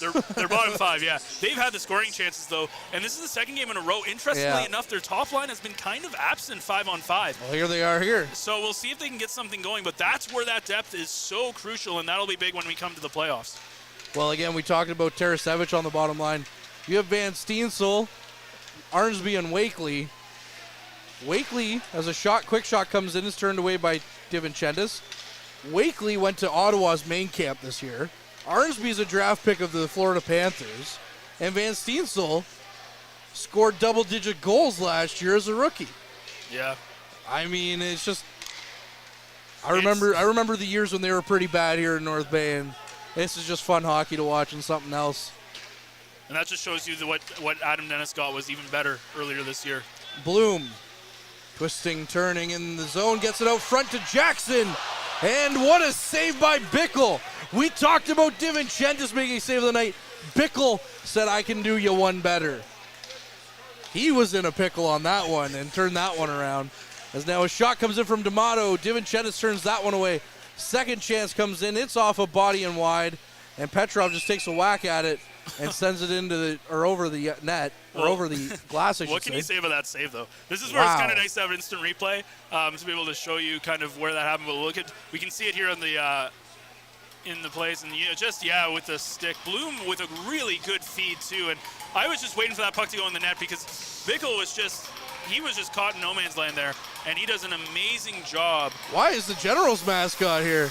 I don't know, but he's got to not be here. Sarge is not happy. Oh, he's going to karate kick Sarge. Yeah, Sarge isn't happy either. I don't know. Do people usually take their mask off? No, that's a really strange occurrence. Oh, who knows? Ah, that's strange. But if I'm looking at the standings, I'm Sarge. I'm saying, where are you guys right now? You're definitely not tied for second in the OHL in points. Nelson behind the net. But yeah, what a save by Bickle. Sorry to cut you off as the puck hits the roof. Of course, Memorial Gardens doesn't have the highest of ceilings, and there's a lot of light fixtures up there, so you know it's going to hit it. So we got another stoppage here with just under 5 minutes played. Yeah, and if you're the Battalion, you don't want to let your foot off the gas here. You want to at least get one more back to keep that 3-goal lead. Very quickly, this could easily be a 3-2, maybe even a tie game, and these are the games, again, we talked about this, you need to win them. Yeah, the Battalion looking to go strong here in January. Last year is when they had their lull, As a shot comes in, DiVincentis gloves that one down. They were also heavily injured last January. But thankfully for the Battalion, not too many fans in attendance in January because everything was shot down again for Omicron. But, man, I tell you, as one of the fortunate few that was able to come and watch some games last year, you didn't think that team was going to the Eastern Conference Finals in the way that they played in January. And again, you got to give a lot of credit to Adam Dennis for building this team up. This was a team who's not very good for the last few years, and yeah, they made it deep in the playoffs. And this year, Memorial Cup is not a crazy thing to talk about. No, and Adam Dennis has gone to the Memorial Cup twice as a goaltender, winning it once with the London Knights in 2005 as the starting goaltender, going the year prior with the Guelph Storm and ultimately losing. Puck back to the point. D'Amato tries to take the shot. It just misses Nelson out front of the net. And now the Battalion can't find the puck out of the zone. Rubrick back to D'Amato. D'Amato's shot comes in. Might have hit Hislop, but now McDonald with it.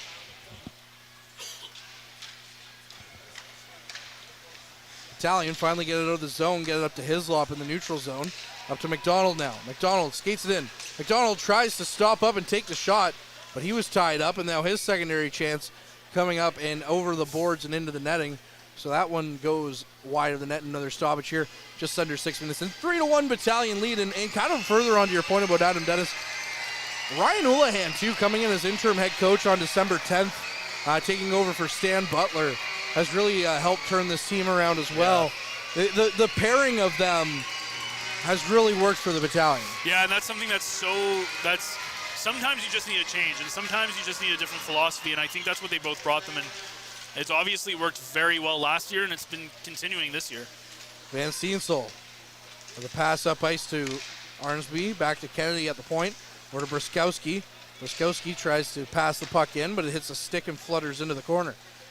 Van Steensel now loses the handle on it at the blue line, and now he's being chased back to his own zone before getting the puck up for Bruskowski. Bruskowski looking to go cross ice for Arnsby. That was picked off there by Danford. Serpa now with it. Serpa in his own zone. Up to Stewart. And now a quick pass up to Ritchie. Ritchie with the shot. And he kind of found himself in behind the Battalion's defenses and almost had a bit of a breakaway there and got off a good shot, but DiVincentis stands tall for the task. Yeah, he's done a good job of kind of saving a couple of mistakes from his defense so far.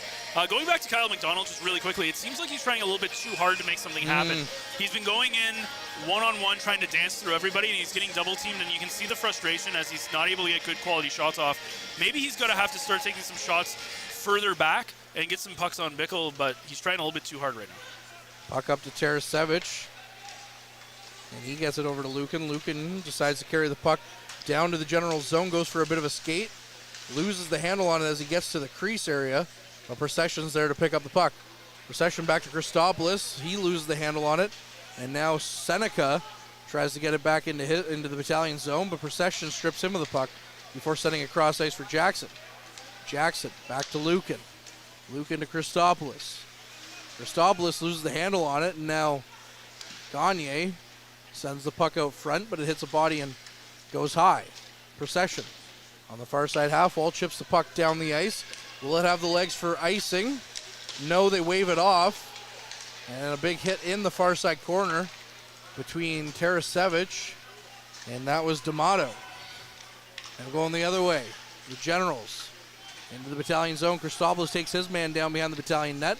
Zito up ice. Zito chips the puck up, but looking for McDonald, but that was kicked away by D'Amato. Now Petrov skates it in. Petrov can't get around D'Amato, and the puck's back to Zito at the point. Zito now carries the puck into the corner. Tries to get around D'Amato, and he does. Now Zito just sends it back behind the net for Petrov. Petrov out front for McDonald. McDonald couldn't get a stick on it. And now McDonald looks out front for Petrov. Petrov, if he had gotten that shot away, that would have been all kinds of trouble for Bickle. Zito in the near side corner. Goes behind the net for Petrov. Petrov looking out front for McDonald. As McDonald's looked for the slot a lot in this game, but can't get the puck to go. Nelson with it in his own zone. Looks up ice for Zito. 11 and a half minutes left here in the second period. Battalion lead 3-1. And now Zito behind the net. Zito loses it though, and Rubrick picks it up. Rubrick with some speed through the neutral zone. Sends the puck out front. It gets to nobody. And the Battalion regroup with the puck, with Ertl picking it up.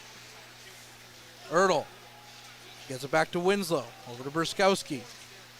Back to the point now. The Generals send the puck in, and it's shot in and covered up by DiVincentis. 10:59 here left in the second period, and the Battalion still lead 3-1.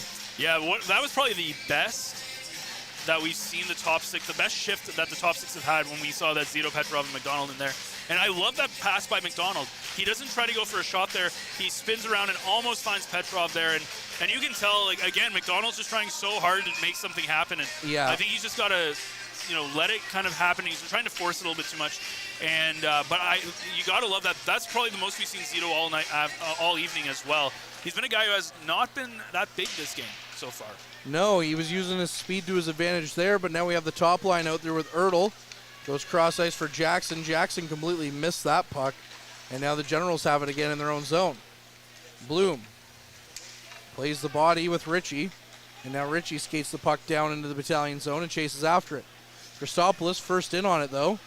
Looks up ice as he's knocked into the boards though. Now in the near side corner, Serpa tried to walk out with it.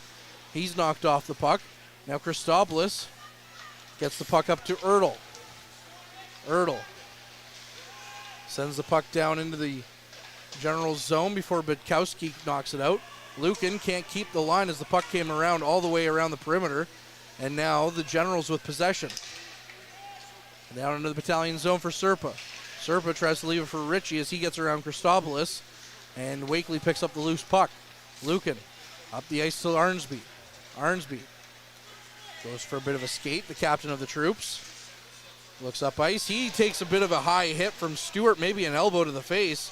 No call coming there. We'll have to see if Arnsby, who's no stranger to dropping the gloves, follows that play around later. Back to the point now. Nelson takes a shot, look top corner. Couldn't get it to go. And then Wakely wasn't able to keep the zone either. But he's able to get the Battalion, or the puck back to the Battalion in the Battalion zone. And then Nelson sends the puck down the ice. And that's going to lead to our mid-period break, which we'll hear from Derek Lindemann on the other side once again. But as for our mid-period break, we'll be back on the other side of this. This period is brought to you by Canada Alumni Perks.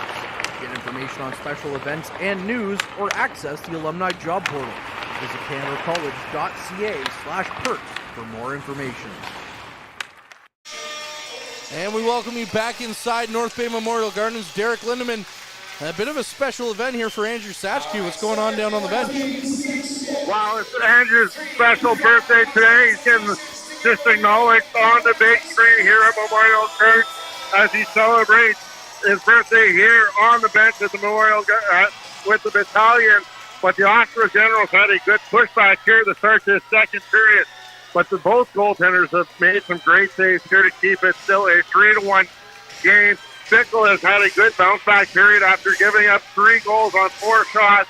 He stopped the 6 shots he's seen so far here in the second period, but it's been a very fast, physical game down here at ice level. I got to ask you, since you were closest to the action, why is the Generals mascot here? I'm not too sure. He had a dance-off with Sarge, but I don't know. It was a pretty close dance-off. Well, we'll have to see if we can get to the bottom of this. Derek, thank you very much. We'll hear from you again as the game goes on. 3-1 Battalion lead as we're back underway here at the Gardens. Hislop up ice to Bloom, but can't get it to go. Hislop back with the puck in his own zone now. His pass attempt hits a couple of bodies and finally gets down to the Generals' blue line right in front of the Battalion bench. Back out to the point now for Procession. And now Procession with the puck in his own zone as Hislop's hauled down to the ice by Seneca and left there. No call coming as Seneca kept him on the ice. Yeah, I'm very surprised that they let that one go. I thought for sure there'd be at least one penalty on that. Petru looks to go cross ice. Tarasevich picks that one off. And now it's up the ice for Bloom. Bloom takes the shot wide of the net. Bickle didn't have to make a save on that one as Nelson's cross ice pass is now picked off by Buckley. Buckley takes a shot, another bit of a knuckle puck there as it bounced off the ice and skipped up into DiVincentis' glove. And more that I watch DiVincentis, the more and more I'm so happy he's not Vesatoskala. Yeah, for sure. Nelson's had a weird game. He's been so good on the offensive zone, and he's given up a couple of bad plays that have led to some odd man rushes so far. So it's something that he's probably going to have to clean up here in the defensive side. And the refs so far letting guys play. There've been a couple of questionable plays that probably should have been penalties and that haven't been called. So we'll see if that's something that tightens up maybe later in this game or remains where it's at. Yeah, everyone's feeling a little bit sleepy after the holidays as McDonald tried to beat out the icing but couldn't. So now we'll get another stoppage and play here, and the puck will go down into the Battalion zone. Well, we see the speed of McDonald. He's not the absolutely fastest guy on the team, but he's got a lot of speed there. But, yeah, he's been cherry-picking a lot around that kind of neutral zone, trying to find a break, and it just is not working so far.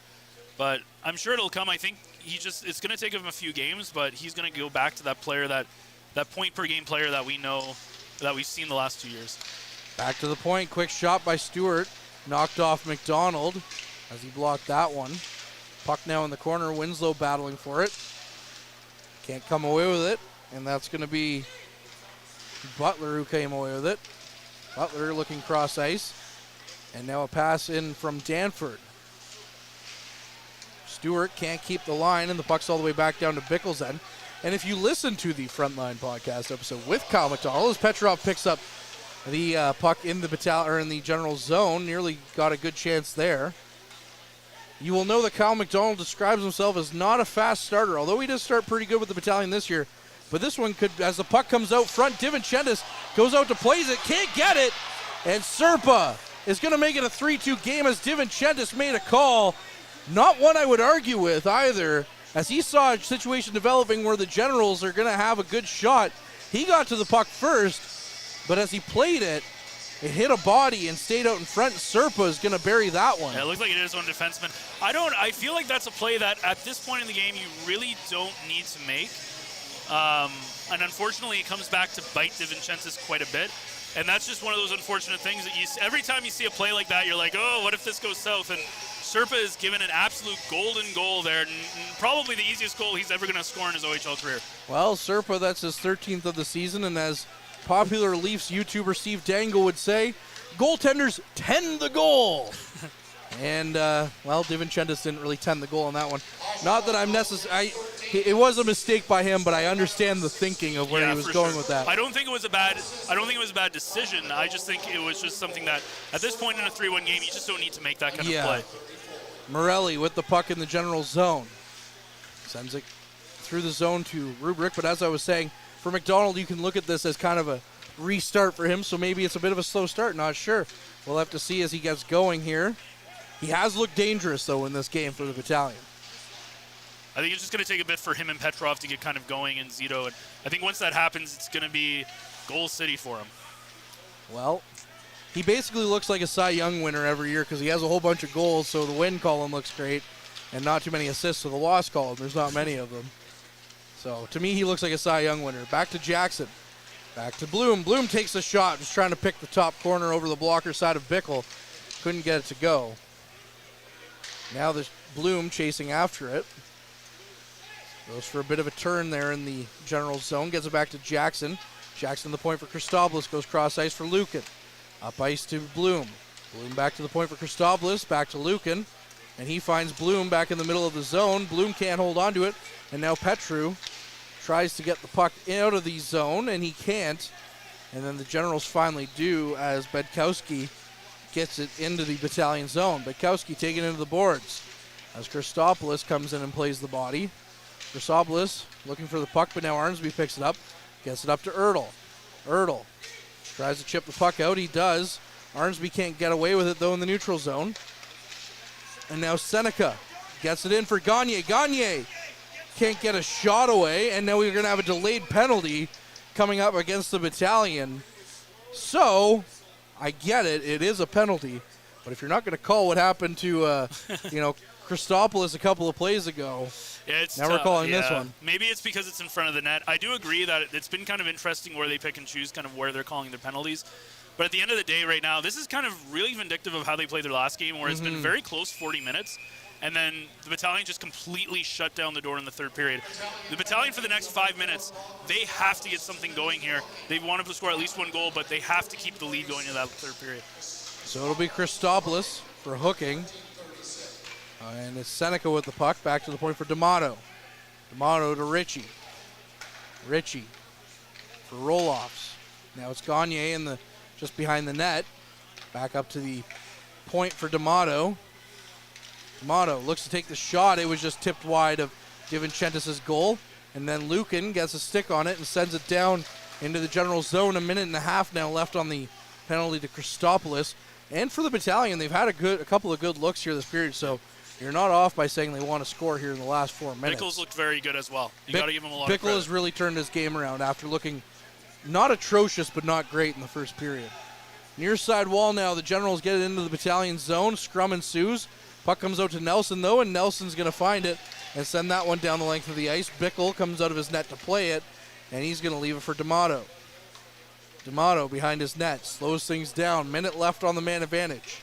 D'Amato skates the puck up, gets it to Rubrick, and then Torres knocked off the puck. Butler with a chance, couldn't get the puck to settle down. McDonald finds it and sends it down the length of the ice. Bickle once again out to play the puck. 40 seconds left on the man advantage, just over 4 minutes left here in the second period. Battalion lead 3-2. Rubrick with it. Leaves it for Torres, but Torres loses the handle on it. Now McDonald and Tarasevic go on a bit of a 2-on-1. Back out front, McDonald with the shot. The rebound was there for Tarasevic, but he couldn't get the puck to settle down. And now the Generals come away with the puck. Going the other way, that's Serpa, the most recent goal scorer for the Generals. He had to stop and retreat, gets it back to Butler. Butler trying to get the puck into the Battalion zone, but can't. 10 seconds left on the man advantage. And now that's Serpa or Morelli with the puck. Over to Rubrick. Christopoulos coming back out here momentarily. Bruskowski chasing after it. Christopoulos back out on the ice. Bruskowski knocked down, and the Battalion are going to find themselves back on the power play now as the two teams swap power plays here late in the second period. Yeah, pretty textbook call there. They're going to call it a trip. You could call it a hook, whatever you want to say. McDonald earlier, and that was kind of interesting with him and I believe it was Tarasevic that were down there in the offensive zone. I was kind of surprised that he took a shot there. I was expecting maybe to give a pass, and the shot goes right off the helmet of Bickle. But and I think that's just, again, McDonald trying to force the issue a little bit too much. I would have loved to see a pass there. Very interesting thing about the two goals the Generals have scored so far. Both of them have been kind of fluky so far. If you look at the very dying seconds of the first period, true, yeah. And then DiVincentis kind of his own worst enemy on that second goal. But this is one where you don't want those goals to come back to bite you. So this power play is going to be big. So that's Butler who's in the box as the Battalion are quickly back in their own zone. DiVincentis out to play the puck. Nelson stopping things up, calling his play as he slowly skates the puck up and out from behind his net. Leaves a pass back for Bloom. Bloom loses the handle on it, and a good stick by Nelson keeps Gagne from going in on a shorthanded breakaway. Minute and a half. Petrov with the puck in his own zone. Petrov over to Jackson. Jackson skates it into the general zone, leaves it for McDonald. McDonald walks the line, looking to set things up a little bit, leaves it for Bloom. Bloom goes cross ice for Petrov. Petrov looks to take the shot. It's blocked by Stewart, but McDonald picks up the puck. Petrov back to the point now for Nelson. Over to Bloom. Bloom back to Petrov. Petrov out front for Jackson. Jackson's shot, or rather McDonald's shot. That was a grade A scoring chance for Kyle McDonald. Just can't buy one, can he? No, he really can't. Pass now up for McDonald. McDonald in alone. Kyle McDonald skates in, takes the shot, and takes out Bickle while he's at it. And that was unintentional, of course. He was just his momentum, and he started to slip. But what a save about Bickle, and thank you for jinxing him by saying he can't buy one. He can't buy one. D'Amato, I believe, pushed him into the net there. So definitely no intent, obviously, from McDonald. But, yeah, like, look at that. Again, he gets one-on-one. Hard to score in that situation because you can't really go cross ice. The angle you're coming in at isn't necessarily the greatest either, right? And you got to give some credit to Bickle getting the glove on that one. But McDonald he is snake. He's like going through a Wake League moment here. We need a cutout of his head. Well, that's what I've been told after people saw the goal call last time. So I need a cutout head of any of the players, and then that'll be another thing for Mr. Ben Long to do is hand me the players' faces as they score a goal. It just always blows my mind, though. If you look at this top 6 line, if you look at the offense there, it's crazy how bad their power play has been this year. I you know. Consider the people they put up there. That's what we've been saying. Wakely. Back to Winslow. 44 seconds left on the power play. Zito. Back to Arnsby. Arnsby can't get a good pass, and the Generals send it back down the length of the ice. Really missing Brandon Coe and Mitch Russell. Can we call them up and pretend that they're 20 again? Winslow chips it up for Arnsby. Arnsby tries to get it in deep for Winslow, but can't, and the Generals are just going to chip that one back down into the Battalion zone. Divincentis out to play the puck. Comes out with a nice pass up for Wakely. Wakely into the slot for Zito. Zito chips it in, and he's in all alone. Zito on the trying to bring it back from his forehand to his back, or from his backhand to his forehand. Took the puck off of his stick and lost control of it. That's going to do it now for the Battalion power play as the Generals are back to a man or 5-on-5. Zito, good attempt, is hauled down, and he's stuck in the neutral zone now as him and Rubrick are tied up on the skates. Literally laces. Tied up together, yeah. What happened there is Zito, and now we're going to get a stoppage here. Literally, Zito and Rubrick are tied together by skate laces. I don't think I've ever seen that at any level ever. As Derek's giving us a little smile over there, that was crazy because you're like, what do you do in that situation? But Zito is moving around a little bit. He made a couple of nice plays, and he's trying to get something going. Unfortunately, the Battalion are not able to score there. So unless something changes in the next 62 seconds, it's going to be a 3-2 lead. And if you're the Battalion, you're liking it, but you're a little nervous because, man, you're only kind of one goal away, and the way the bounces have gone, they've not gone your way. And you were up 3-0 at one point. We are into the final minute here of this second period. 3-2 Battalion lead. Lucan up ice looking for Van Steensel. It's off his skate and into the corner. Van Steensel now around the end boards to Lucan. Lucan throws the puck on net, and it was just knocked away by Bickle. Puck comes back out front. Bickle knocks that one away as well. Seneca to roll-offs. Roll-offs. Stops up at the neutral zone. Gives it to Gagne. Gagne, not deemed offside as Seneca, although it looked like he was a good step ahead. Gets it to Procession. Procession goes around behind his net for Christopoulos. And Christopoulos looks up ice, and his stretch pass for Van Steensel is tipped off by D'Amato. Christopoulos back behind his net again. 11 seconds left on the clock. And now it's Tarasevich with the puck. Tarasevich moves the puck into the General zone. That's going to do it here for the first 40 minutes of play. The Battalion find themselves up 3-2 after the first 40. And as you mentioned, the Battalion looking a little bit snake-bitten maybe on that one. Especially, going into that period up 3-1, and at one point in this game leading 3-0. Yeah, you talk about the 2 goals from the Oshawa not being clean goals. And it's going to be, if I'm the Battalion, again, I'm a little nervous about these kind of bounces the way the game's been going, but you're hoping that if they come out, play a very good defensive game, add an insurance goal, that they can hold it down for the next 20 minutes. Well, we'll have to see what that next 20 minutes entail as the Battalion and the Generals will go into a second intermission here, and then they will play those 20 minutes as we talked about. But before that, it'll be Derek and Ben taking you through your second intermission here. I'm Courtney Kenny, he's Ben Sargent, of course, and as always, keep your eye on the front line. Average Joe's Eatery and Patio Bar is North Bay's only year-round lakefront restaurant. On the shores of beautiful Trout Lake, we have been serving delicious food and stunning views since 1999. Indulge in one of our delicious menu items or simply sit with a cocktail in hand and watch the beauty of Trout Lake before your eyes. Check us out online at averagejoes.net or visit us in person at 3501 Trout Lake Road, North Bay.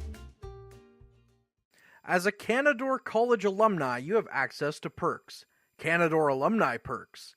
This is a lifetime membership that includes special access to great offers, opportunities to get involved, and so much more. Graduates can access discounts and special offers from businesses and hotels locally, across Canada, and internationally. Get information on special events and news, or access the alumni job portal. Keep in touch with Canadore's alumni office. Visit canadorecollege.ca/perks. Great things happen here. You rely on your vehicle to take you to the places that matter most to you. So bring your vehicle to the team you can rely on to keep it running at its best. Dave's Automotive Services. Whether you're getting your car or truck ready for the season with a tire change, making sure you're safe on the road with an inspection and certification, or doing your due diligence to keep your vehicle in tip-top shape with regular maintenance, Dave's Automotive Services has you covered. Expert troubleshooting, quality repairs, and time-efficient labor are the 3 stars of service you can expect when you bring your car or truck to Dave's Automotive Services at 411 Airport Road. Call 705-478-5544 and book your appointment today. The Frontline Podcast, Season 3. Courtney Kenny, Matthew Sukram, Derek Lindemann, Bob Coles, and Ben Long bring you closer to your favorite teams like never before. Covering everything to do with hockey in the North Bay area, exclusive interviews with the North Bay Battalion staff and players, expert analysis on the OHL, NOJHL, and more, keeping you up to date on all things Voodoos, Trappers, Lakers, and more. It's a new season, it's a new adventure. The Frontline Podcast Season 3. Available wherever you download your favorite podcasts. Tonight's broadcast is brought to you by Average Joe's Eatery. Average Joe's, where we want your experience here to be a happy one. 3501 Trout Lake Road. And welcome back inside North Bay Memorial Gardens, where after 2 periods, the North Bay Battalion are holding on to a 3-2 lead over the Oshawa Generals.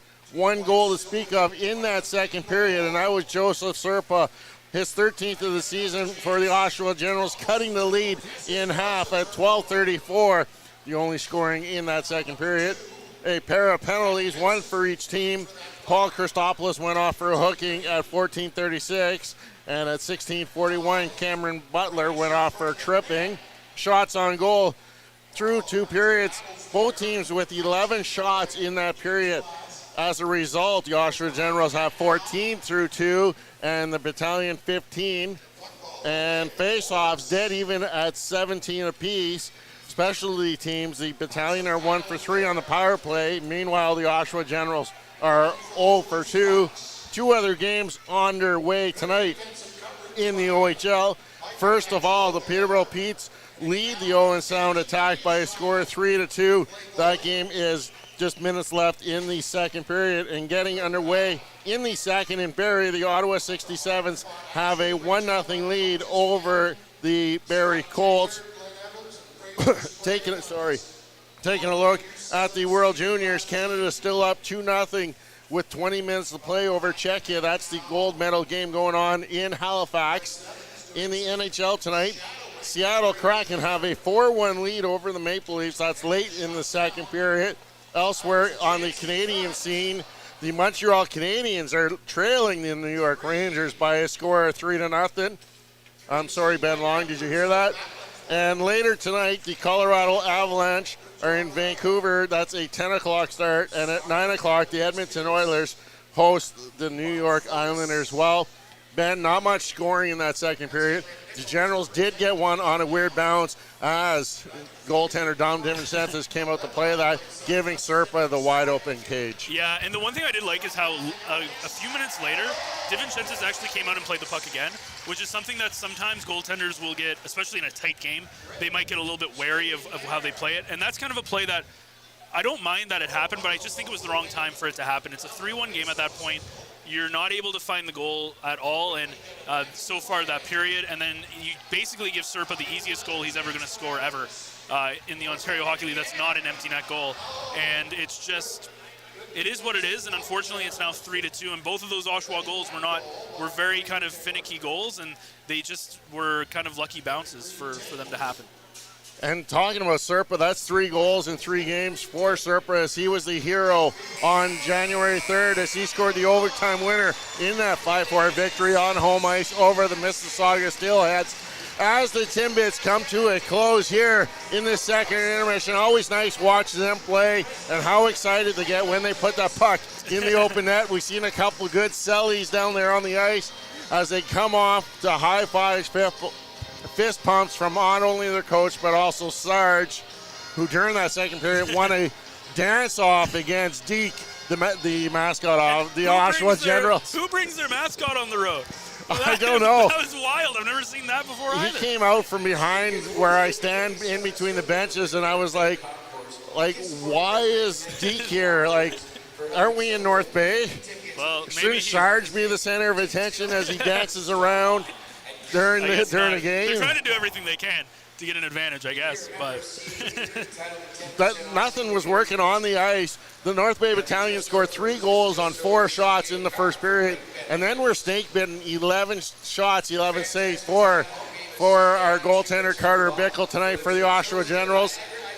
He showed why he's getting the start again tonight. Yeah, like the first period, he didn't look that great. There were a couple of those goals were goals that could have been saved. I think the Nelson goal, he could have gotten over there if he was a little bit quicker and he anticipated it. But at the end of the day, you kind of look at it and you say, okay, that's kind of what we expect out of a goaltender who has, a 493 save percentage. Or 493 goals against average and 831 save percentage. But this period, he had a couple of amazing saves that he's really shown why he's getting those starts over relievers so far. And poor of Kyle McDonald has tried everything he can, and it's either he's being stopped by the defense as he's getting double teamed, or he's getting robbed by Bickle somehow. So we'll see if they see the same thing from McDonald, but you got to give a lot of credit to Bickle. This easily could have been a 4-2, 5-2 game. It almost wonders if the Oshawa Generals are trying to test out how good Carter Bickle is, if that could create an opportunity to trade somebody such as Patrick Lever to a contending team down the stretch. Or even potentially if they can get interest in Bickle as well. We'll see. I doubt it's going to happen over a few games, but it is a possibility for some people who need some depth and backup goaltender. And the thing that's good is that Bickle has shown that he can not play for a long time. When he played against North Bay and on New Year's Eve, it was his first time in over a month. And even then he came in because it was he came in after Lever gave up a number of goals in the first 10 minutes of the period.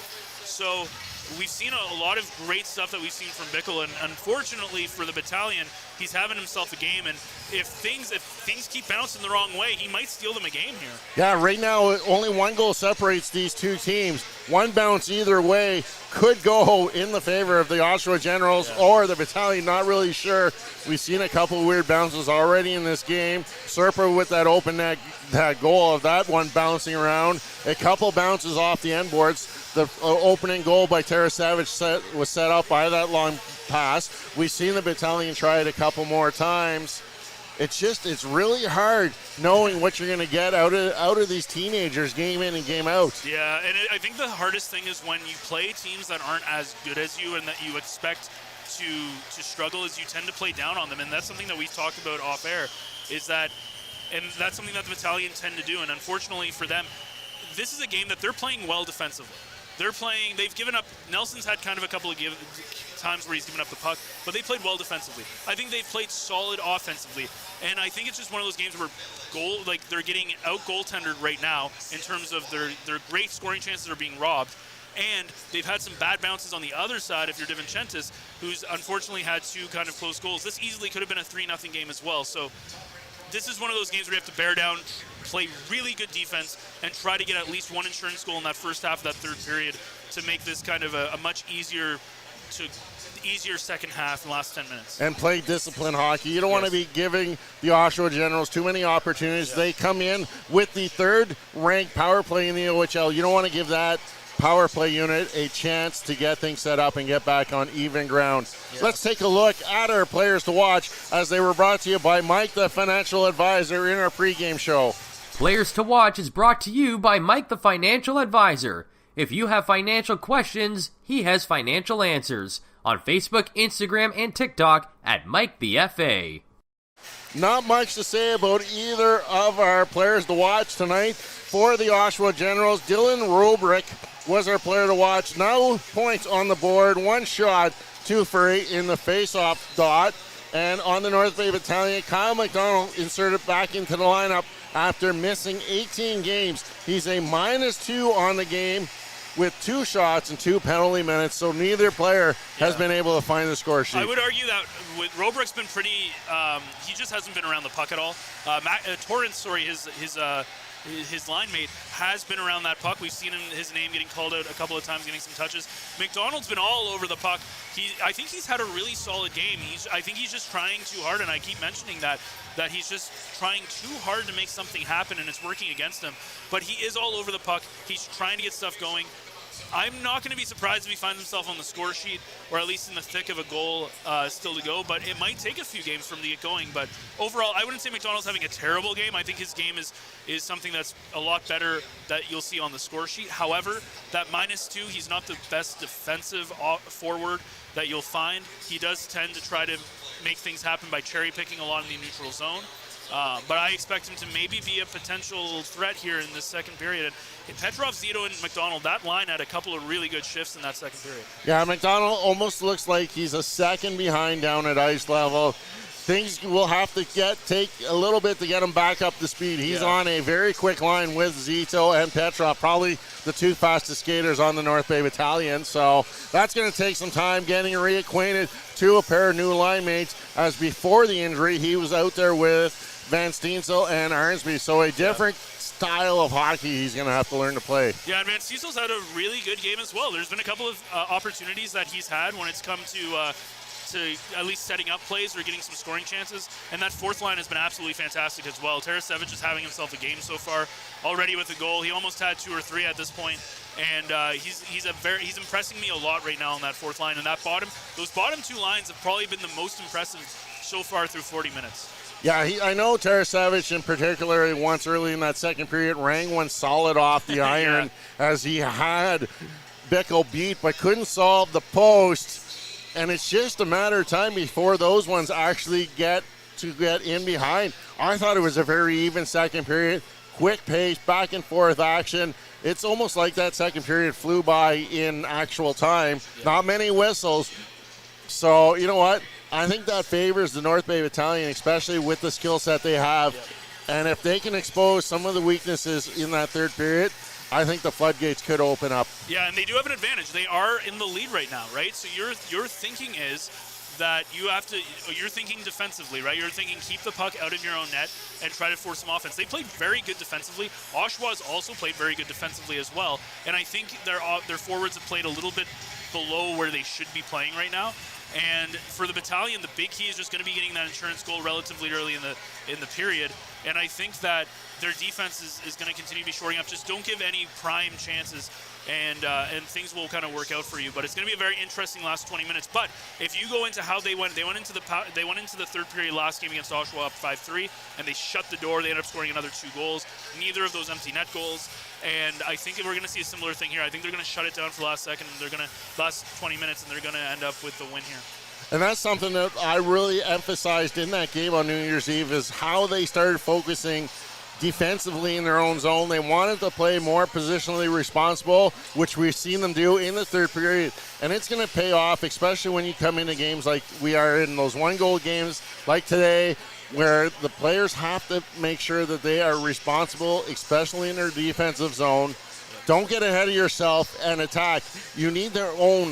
It's that neutral zone we keep talking about. That's the speed zone. If you can go through there with speed and attack, the Battalion want to really just clog up that neutral zone, allow Oshawa, if they want to attack, either dump it in or have to make moves in that neutral zone to slow themselves down and not really get those odd man rushes against DeVincentis. Yeah, and that's going to be a big thing as well. And the thing that's scary about Oshawa is that they're not going to be trying to push for the playoffs. They sold off Harrison. It's going to be very hard for them to not see themselves as sellers and trying to just kind of put the year. But that means that they're not playing for anything necessarily, which means if you're the Battalion, you're playing for quite a lot. You're playing for that first seed, and that's a huge deal. So when teams have nothing to lose, that can be scary because they're going to do stuff that's more offensively minded, and they're going to throw everything they can at you because they have nothing to lose there, and they don't have to worry about whether they lose or win games, and they're going to do all they can to try to beat the teams that are way ahead of them. Yeah, when you're looking at the standings, the North Bay Battalion right now going into tonight's 4 points behind the Ottawa 67s for that top Eastern Conference seed.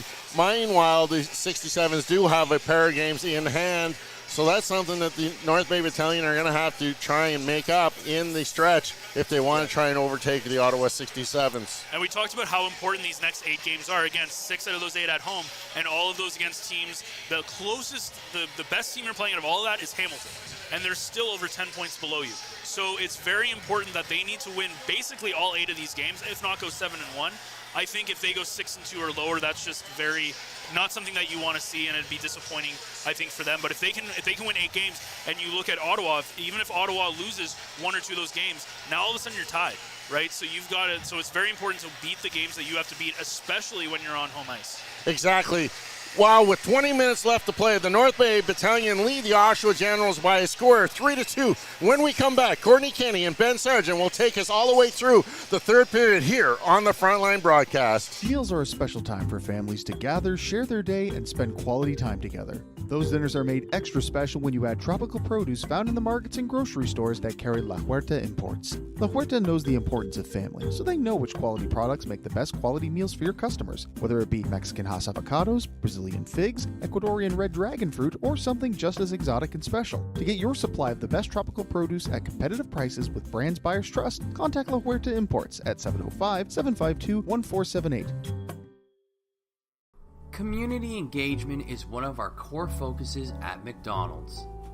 The key is finding the right people who are passionate about the same things we are, helping kids be kids. McDonald's proudly supports local organizations such as the North Bay Regional Health Center Foundation, Big Brothers Big Sisters, One Kids Place, the Children's Aid Society, and Ronald McDonald House Charities. Stop by McDonald's on 1500 Fisher Street, North Bay, to see how we can serve you and the community every day. Hey there, I'm Mike the Financial Advisor. When you strip it down to its core and you take away all the industry jargon, I help people solve financial concerns. So if you're concerned that you'll never save enough to retire comfortably, or that your kid is going to graduate post-secondary $40,000 in debt, or maybe even that life is going to take a really unfortunate sideways turn and somebody is going to have to open a GoFundMe page for you and your family, I can help you prevent all of those things from happening. If you want to see how, you can find me on Facebook, Instagram, and TikTok. Just do a search for Mike the Financial Advisor. You should find me.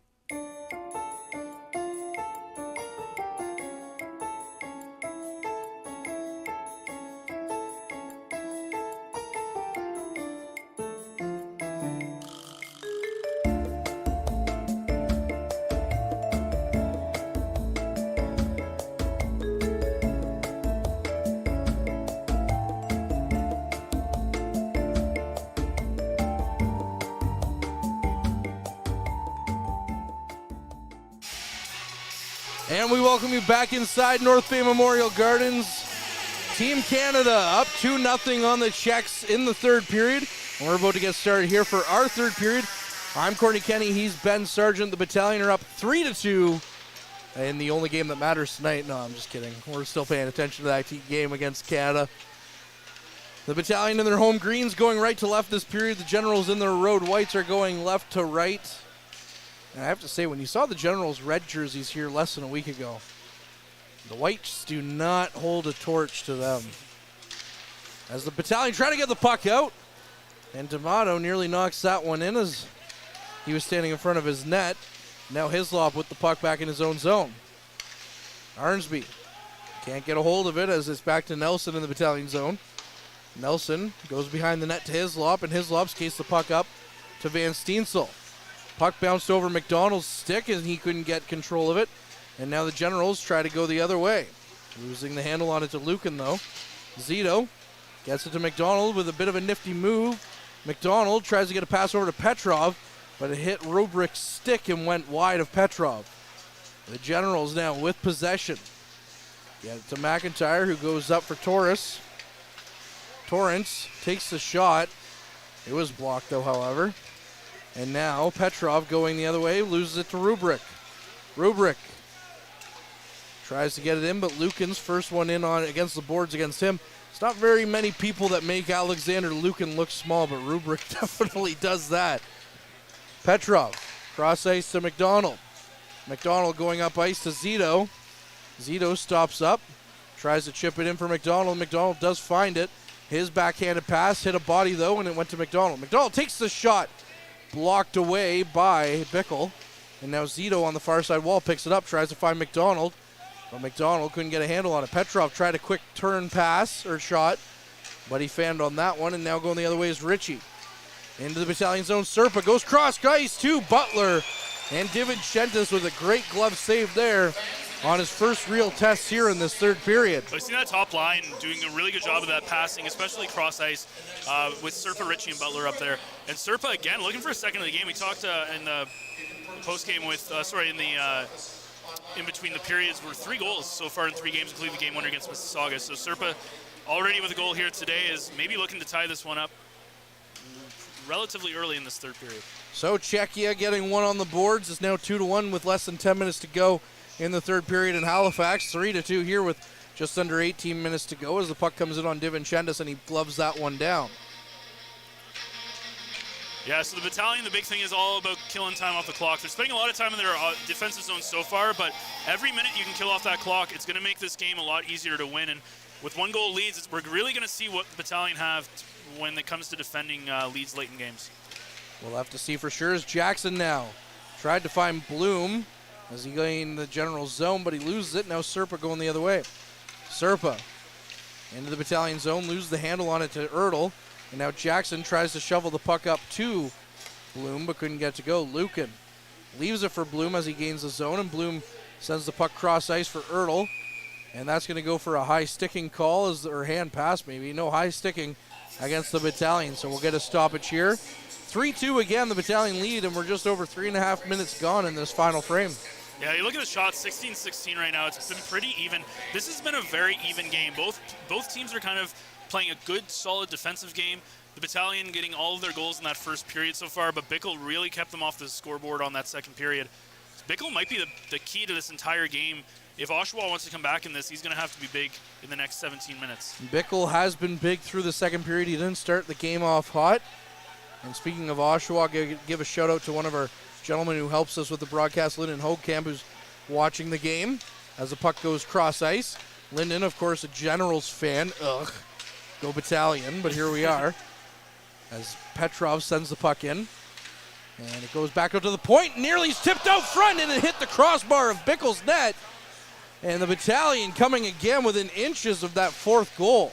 Well, we talk about luck, and it's been going all for the Generals so far, and no luck for the Battalion in this game. Yeah, they talk about puck luck in hockey a lot, and you think, oh, that's just a made-up phrase, but it really is a real thing when it comes to hockey. You know, you have to be lucky to be good and unlucky to be bad sometimes. And it's funny because you can always see whenever a team's like really hot, you always say that even though say they go on a 9-game winning streak, really it's only an 8 or 7-game winning streak because they got lucky for the last couple of wins. You can tell when they're going to come off that high because the puck starts to bounce the other way for the other team. Yeah, it looks like Czechia tying it up. Oh, that's not good to see. But yeah, you're entirely right. Like a lot of time, luck plays a lot into it, but sometimes you got to make your own luck as well. And that's what teams do. They put themselves in positions where lucky things tend to happen. And the Generals trying to put themselves into that position here in the third period as we're just under 4 minutes gone. Back to Danford. Danford gets it up to Roloffs. Roloffs looks to go cross ice to D'Amato. D'Amato loses it to Kennedy. And now Bruskowski chases in after Danford. Arnsby first one on that one, sends it out to the neutral zone for D'Amato. And now it goes down the ice for Danford. Wakely waiting in the weeds looking for him. Wakely and Arnsby going after Danford. He loses the puck, but the Generals remain in possession as it's up to Seneca. Seneca tries to walk his way through the Battalion defense, but Hislop sits him down and says, that looks like a good spot for you to hang out. I love that. Hislop playing the body there, not even worrying about where the puck is. Seneca trying to he's a rookie, right? So he's still learning how this league works, and he tries to get too fancy with it, and Hislop puts him in his place. Rubrick skates it in, takes the shot well wide of the net over DiVincentis' blocker's side. And now the Generals get it to Morelli. Now Rubrick in deep, but can't get it to go as he takes out DiVincentis. But Rubrick, I wonder if he's going for a penalty. I think both teams are getting a penalty here. Might be one of those. I don't know if Nelson maybe pushed him into DiVincentis. DiVincentis lost his glove there. We're seeing if he's okay. It's hard to tell. He's kind of slow to get up. Or sorry, that was his blocker hand that comes out. So not too sure. But it looks like at least the Battalion. Nelson's in the penalty box, and it looks like Rubrick's also going. Yeah, Rubrick's not. He's pointing to the screen on the replay, trying to plead a case here. But it looks like to no avail, and it's going to be 4-on-4 hockey here for the next 2 minutes. And that's the thing with goalie interference is it's kind of such a hot button topic, right? We see it. We talked about it with that Canada game yesterday when they had all those reviews, right? It's something that it's so hard because you're trying to protect the goaltender, but sometimes it's just not your fault. And there's not much you can do about that. Robrick trying to plead his case, but it's going to fall on deaf ears, and it looks like they are going to play 4-on-4 for the next two. So Rubrick is going to be going for goaltender interference. Nelson is going to be going for 2 minutes for slashing. So again, 4-on-4 hockey with the Battalion in possession in their own zone. Christopoulos gains the red line and sends it down the ice. It comes out in front of Bickle's net, and he swats it away with his stick. Danford behind his net to D'Amato. D'Amato looking for some options up ice, finds Serpa. Serpa walking through the neutral zone, gets it to Ritchie. Ritchie stops up, gives it to Danford, finds Ritchie back out front, and he tried to pass, but nobody was there, and now Zito comes away with it. Zito down the ice, the Battalion on a bit of a 2-on-1. Zito over to McDonald, and he misses the net. Oh, my goodness. I was going to say, don't pass it to McDonald. He's snake bitten. Oh, no. Oh, he cannot buy one and today. you could tell by his body language the second he missed that shot. Wide open cage. I was going to make a comment. I love seeing Zito on that 4-on-4. He's got speed, and he makes almost a perfect chance. And the Battalion kind of get away with one there. D'Amato was pinching in, and that cross-ice pass, D'Amato unfortunately went back to his position, or else he would have been in there for a great chance on that other chance for Oshawa. Yeah, Zito couldn't have placed that more perfectly on McDonald's stick, and he just couldn't finish. Something that we're not used to saying about Kyle McDonald is he can't finish here. Petrov was looking for a penalty, too. It looked like he got interfered with, but no call. Jackson over to Petrov. Takes the shot off the post. Again, the Battalion inches away from that fourth goal. Maybe it's not just McDonald. Maybe it's the entire team Maybe right now. at this point. Hislop over to Winslow. Tries to find Jackson. It hops over his stick and roll-offs with the puck now. 30 seconds left on the 4-on-4. Back down for Stewart to Morelli. Morelli skates the puck over the red line. Gains the blue line of the Battalion. Looks to get it in deep, and he does as he finds Butler. Butler leaves it for Danford. Danford looks out front but can't find anyone, but the puck bounces back to Butler at the point. 15 seconds left on the 4-on-4. Hislop now with the puck in his own zone. Nelson and Rubrick about to rejoin the play. Hislop slowing things down. Just content to let these 5 seconds play out. And now it's Winslow looking up for Erdl. Erdl knocked off the puck, and Nelson's back out on the ice. 3 defensemen strong for the Battalion, with Bruskowski and Winslow out there as well. Puck chipped off, and Nelson's going to go for a quick change, and the puck's out into the neutral zone. Winslow went to play the puck, looked down on his stick, and it was gone. Now they go cross ice to Bruskowski in the Battalion zone. Bruskowski looking to go up ice, can't get it past Rubrick. Rubrick skates around Van Steensel and then dumps the puck down to the Battalion zone. DiVincentis plays the puck back. 12.5 minutes left here in this third period. Rubrick with a no-look pass loses it to Van Steensel. Van Steensel chips the puck off the glass looking for Wakely. Wakely can't get the puck to settle down, and he loses it. Now the puck in the neutral zone on the boards gets up to Wakely in the general zone. His pass back to Arnsby. Too hot for him to handle, and Morelli's going the other way. Morelli skates around Kennedy, but can't get anything to go, so he skates around in the Battalion zone along the blue line. Now back to the point. The Generals send it in deep. Lucan tries to find Van Steensel, and then they find Kennedy, but Kennedy can't get it out. Now in alone for McIntyre. McIntyre comes in, and DiVincentis stops that one. With probably, other than that one where he came across, that's probably his most crucial and best save of the game. Yeah, and every save counts right now. And the one thing the Battalion, one of their biggest strengths is their passing game. And today, it has been sloppy, especially in this third period. Even passes in their own zones from a defenseman to defenseman, they're hopping over sticks. Their passes are getting intercepted. They're not sharp right now. And that's something that's kind of, I think the biggest difference between a great Battalion team and the Battalion team we're seeing tonight is the ability to pass, and it's been a struggle for them, and I think that's been the difference maker in this game. Bloom racing down with some speed, can't get to the puck, and that's kind of what we saw that be their undoing in Sudbury, was their passing was sloppy in that game as well on the Friday night in the Nickel City. Tarasevich leaves it at the point, and that's going to be Ruskowski with the puck. Ruskowski, or Procession rather, skates the puck around the end zone. Gets the puck back over to Tarasevic. Tarasevic sends it in for a pinching Lukin. Lukin from the sharp angle. His shot goes through everybody, but Tarasevic picks it up on the far side. Tarasevic back to Lukin at the point. Lukin once again pinching up with a nifty move. Couldn't get past Petro. And now is Bloom on the far side half wall. Tipped up. Couldn't get past Christopoulos at the point, though, and he takes the shot. And that's going to be gloved down by Bickle. Yeah, the Battalion, what they really need is they need to get this first line going 5-on-5. The Bloom-Jackson-Ertl line is just not doing too much. They're just really not being a threat offensively right now. And if you look at all the great scoring chances, very, very few of them have been from that top line, and that's something that they need to get a little bit of more scoring chances from. Well, Sarge couldn't win the dance-off with the Generals mascot, or maybe he did, because we haven't seen the mascot since. But he did get the last laugh as he dumped some popcorn over a Generals fan.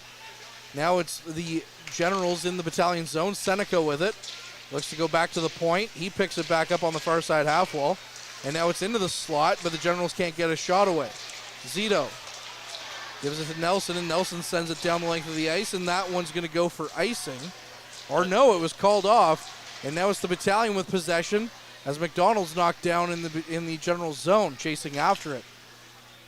Danford back to Morelli. Morelli behind his net, goes out front. Petrov aims and fired. He fanned on the first chance and then missed on his second. And with 10 minutes left, it's still a 3-2 game for the Battalion. Hislop in his own zone, skating behind the net, looks up ice. And he goes cross ice, and that's a nice tip in the zone by Ertl. Ertl chasing after somebody we haven't seen much this game is his brother, Jordan. Yeah, demoted to the fourth line. Shot coming in from Jackson on a sharp angle.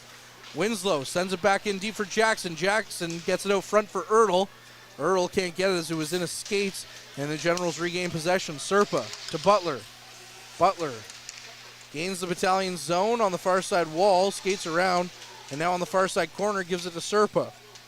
The Battalion, though, Winslow comes away with it, and now it's up to Ertl. Ertl goes cross ice for Jackson.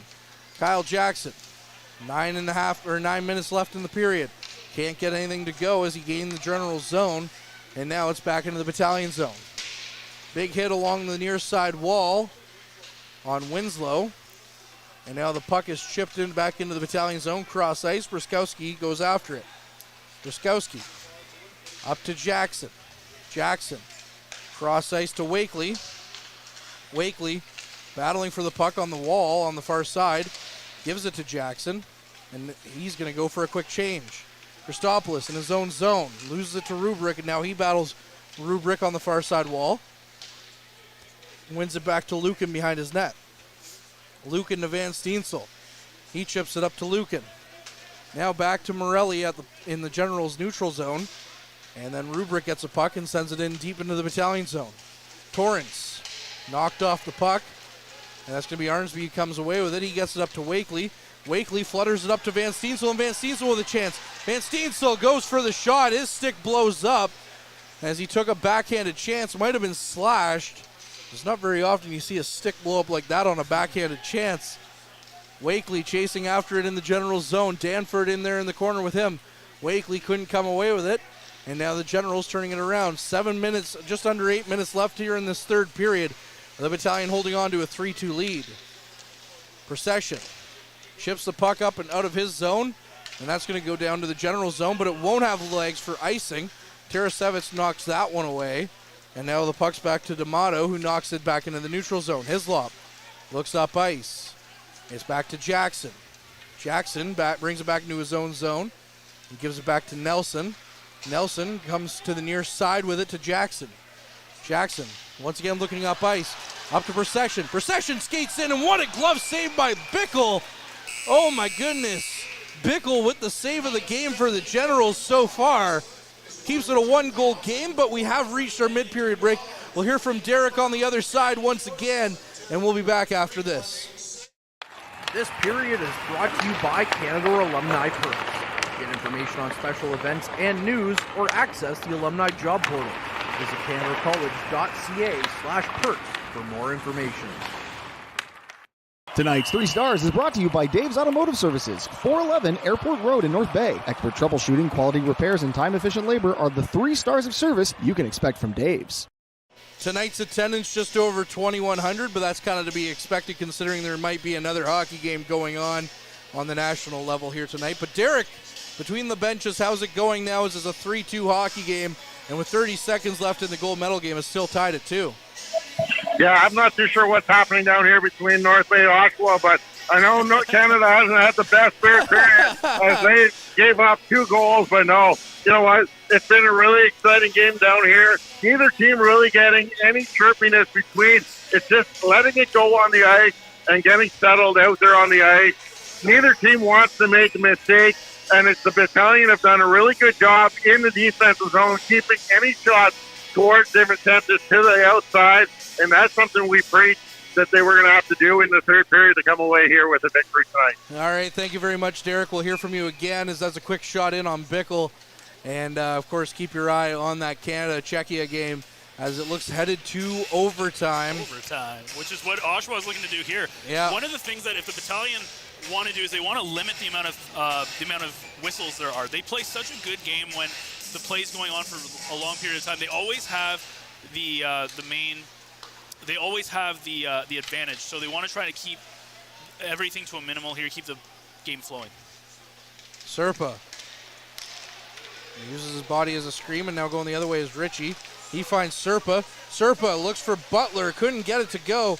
Ritchie, though, with a tough shot, takes it, and now it's deflected over top of the Battalion net. And DiVincentis basically did all he could as it danced around on the top part of the net, and ultimately, as he turns around, throws the net off its moorings. But you really can't blame the guy. No, my eyes turned way wide because I was just like, oh, there we go. That would have been the goal to tie the game. Yeah, the way that this game has been, that would have been just absolutely perfectly. I think. How many different strange ways can you score on one goalie? That's how I feel. But no, right now, man, if the Generals are missing Harrison, they're not feeling it. Serpa's done a great job on that top line. Very interesting fact, when they face, they go back home, Oshawa, their first game is going to be against Windsor. It's going to be Harrison's homecoming. Homecoming for Brett Harrison for sure. Ertl with the puck in his own zone, gets it over to Lucan. Lucan quickly up ice to Bloom. Going cross ice for Ertl, but it bounces down and gets to Jackson. Jackson chips it up to Ertl, and now it's into the General's zone, but Serpa picks it up. Bedkowski now with the pass out from Serpa. Sends the puck up ice. Christopoulos with a good stick knocks that one aside. And now it's back to Bedkowski in the General's zone before he throws it up the ice. Christopoulos to Ertl. Ertl looks to go cross ice to Bloom. Bloom with a nice pass through his legs. However, it went to Morelli and not Jackson. Ertl back in his own zone. Lucan up to Bloom. Bloom tried to chip it into the General's zone. Couldn't get it past the red line, and Morelli now comes away with it and brings it into the Battalion zone before he's turned away by DiVincentis on a shot.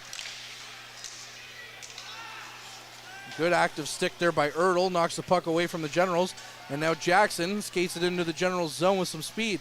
Jackson tried to leave it behind the Generals zone, but Rubrick was right there, and is back down to the Battalion end zone. Briskowski with the puck. Sends the puck up ice. Looking for Wakely, didn't get to him. And now it's right back into the Battalion zone for Winslow to go after. 5.5 minutes left here in the third period. The Battalion nursing a 1-goal lead, 3-2. And Winslow has it in his own zone. Winslow chips it up to Arnsby, and Arnsby sends it in for deep for Wakely. 20-20 are also the shots, unlike my vision, 20-20. I'm sorry, that was a bad joke. That was pretty bad.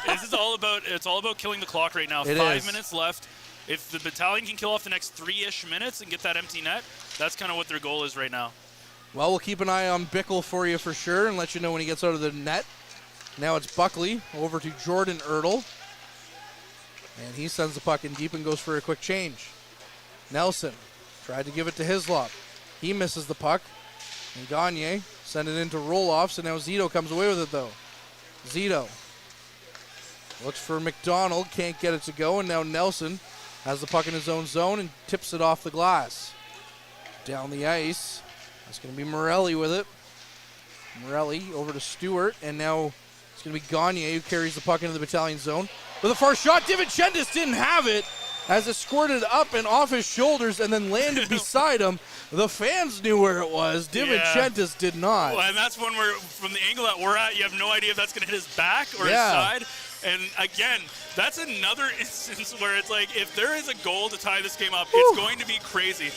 And we need a defibrillator up here.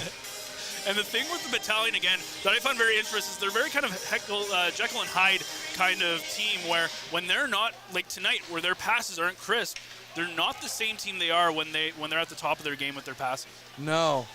But yet they still, more often than not, seem to find a way to win the hockey game. McDonald sends the puck cross ice into the near side corner of the Generals zone. And now it's going to be Bitkowski with the puck. Bitkowski up to Stewart. McIntyre knocks the puck in deep into the Battalion zone. And that's Torrance with it. Good stick there by Christopoulos, knocks the puck off his stick, but they can't clear. Christopoulos up the ice to Petrov. Petrov with some speed, skates it in, takes the shot! And he looked for the tip from Zito, and he just sent that one just wide. Petrov behind the net, tried to find Zito. Rubrick comes away with it, 3.5 minutes. Again, keeping an eye on Bickle for you. Rubrick skates the puck in. Christopoulos finds it, and it's back to the point for D'Amato. Christopoulos now. Bickle still in his net. Slows things down in his zone. Lets Butler come in as the Oshawa Generals are forced to play more aggressive now. Back into the into the neutral zone for Danford. Danford skates the puck in, takes a rough or sharp angle shot, and DiVincentis has knocked that one aside with his stick. Butler looks up ice, can't get it to go though to anyone in particular, and then Procession overskated the puck trying to get it out of the Battalion zone. Puck now behind the net for DiVincentis. 2.5 minutes left here in this third period. 3-2 Battalion lead.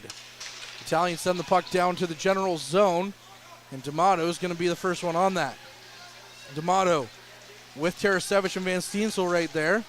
Bickle still in his net. They get it up to Seneca in the Battalion zone. Now Serpa. Serpa tries to take the shot. Good play by Winslow in his first game back to stop that pass from getting through. Tarasevich up to Van Steensel. Van Steensel just floats the puck down into the General zone. Will that go for icing? No. Stewart. 2 minutes left in this third period. Battalion up 3-2. Ertl with a good pickoff in the General zone. Can't hold on to it though as he tried to get to the net. And now the Generals send the puck back to the Battalion zone. Bruskowski with Hislop. Hislop looks up ice. And he finds Ertl. Ertl's pass went to nobody, but Bruskowski's able to pick it up. Bickle still in his net with 1:40 left on the clock. Puck going the other way. Ertl into the General zone, skates it in slowly. Sends the puck in behind his net, and now he chases after it. Gagne gets it back to the point, but Nelson keeps it in for Jackson. Jackson looking out front for Ertl, and you wonder if Jackson should have just taken the shot as he had a good shooting lane. Nelson with another chance well over the net. Hislop skates it in as this is the most pressure we've seen from the Battalion in a few minutes. Back to the point for Nelson. Looks in deep for Jackson. Now Morelli with it. Just over a minute left in this game. 3-2 Battalion lead. Back behind the net for roll-offs. Now Morelli with it. You have to think Bickle's going to go now. D'Amato gets it up for Butler. Bickle is gone out of his net. 6-on-5 as the skaters on the ice. So the Battalion get the puck out of the zone. And now Ritchie's going to carry it back into the Battalion zone. Ritchie takes the shot well wide, but Serpa comes away with it. Serpa on the far side wall. His pass up to Ritchie, interfered with by Arnsby. And the Battalion are able to chip the puck down the ice, rolling in on net.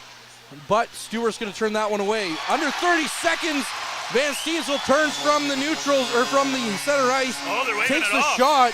It was waved off. Van Steensel did put the puck in the net, so we'll have to see what happened there. Yeah, Kane, the official, and it looks like Ben Long has a... Unfortunately, Ben Long has something to say. So he was offside. Okay. There's a player offside when he shot it, so it's going to be called no goal. Do that. I see. Okay. And that's why we bring him into the booth. No. Not just to make it sound beautiful. Well, that's the only reason. It's the Good only pickup, reason. though, for sure. We'll give it to you on that one, Battalion Ben. doing a really good job not allowing the Not you, Oshawa Ben. Generals to have possession in the offensive zone. Bickle couldn't even get out of his net until about a minute left. So that's really good last 5 minutes that they killed off. And now he's back in his net with 25 seconds left. He is sheeting towards his bench as he goes. So back to being an empty net situation here for the Generals. Lucan trying to tie the puck up behind his net, but now Gagne trying to come away with it. The Battalion doing a good job of keeping it behind their net. 11 seconds left on the clock. Christopoulos just jams the puck into the boards. 5 seconds on the clock. It looks like the Battalion are going to skate away with it as it's back to the point for D'Amato. D'Amato with a 1 second shot. It never got to the net. And the Battalion skate away with a 3-2 victory here on home ice. They finish 2022 with a win over the Generals. They start 2023 with a win over the Generals. The Battalion skate away 3-2 here at North Bay Memorial Gardens. Well, coming into this game, I did not think we were going to get an ending like that at all. I was not expecting this to be a close game, and the Battalion were kind of their own worst enemy today. Oshawa played a very good game defensively, but there could have been a lot of times where those passes could have been a lot better, and the puck just seemed to skip over every Battalion stick. And then obviously the breaks going the Oshawa's way, and almost to the detriment of the Battalion in that third period. There were a couple of very close plays that could have went the wrong way, but the Battalion, the better team in this game, they walk away with the victory. Battalion, again, that just goes to show how the difference between a team at the top of the standings and a team at the lower end of the standings.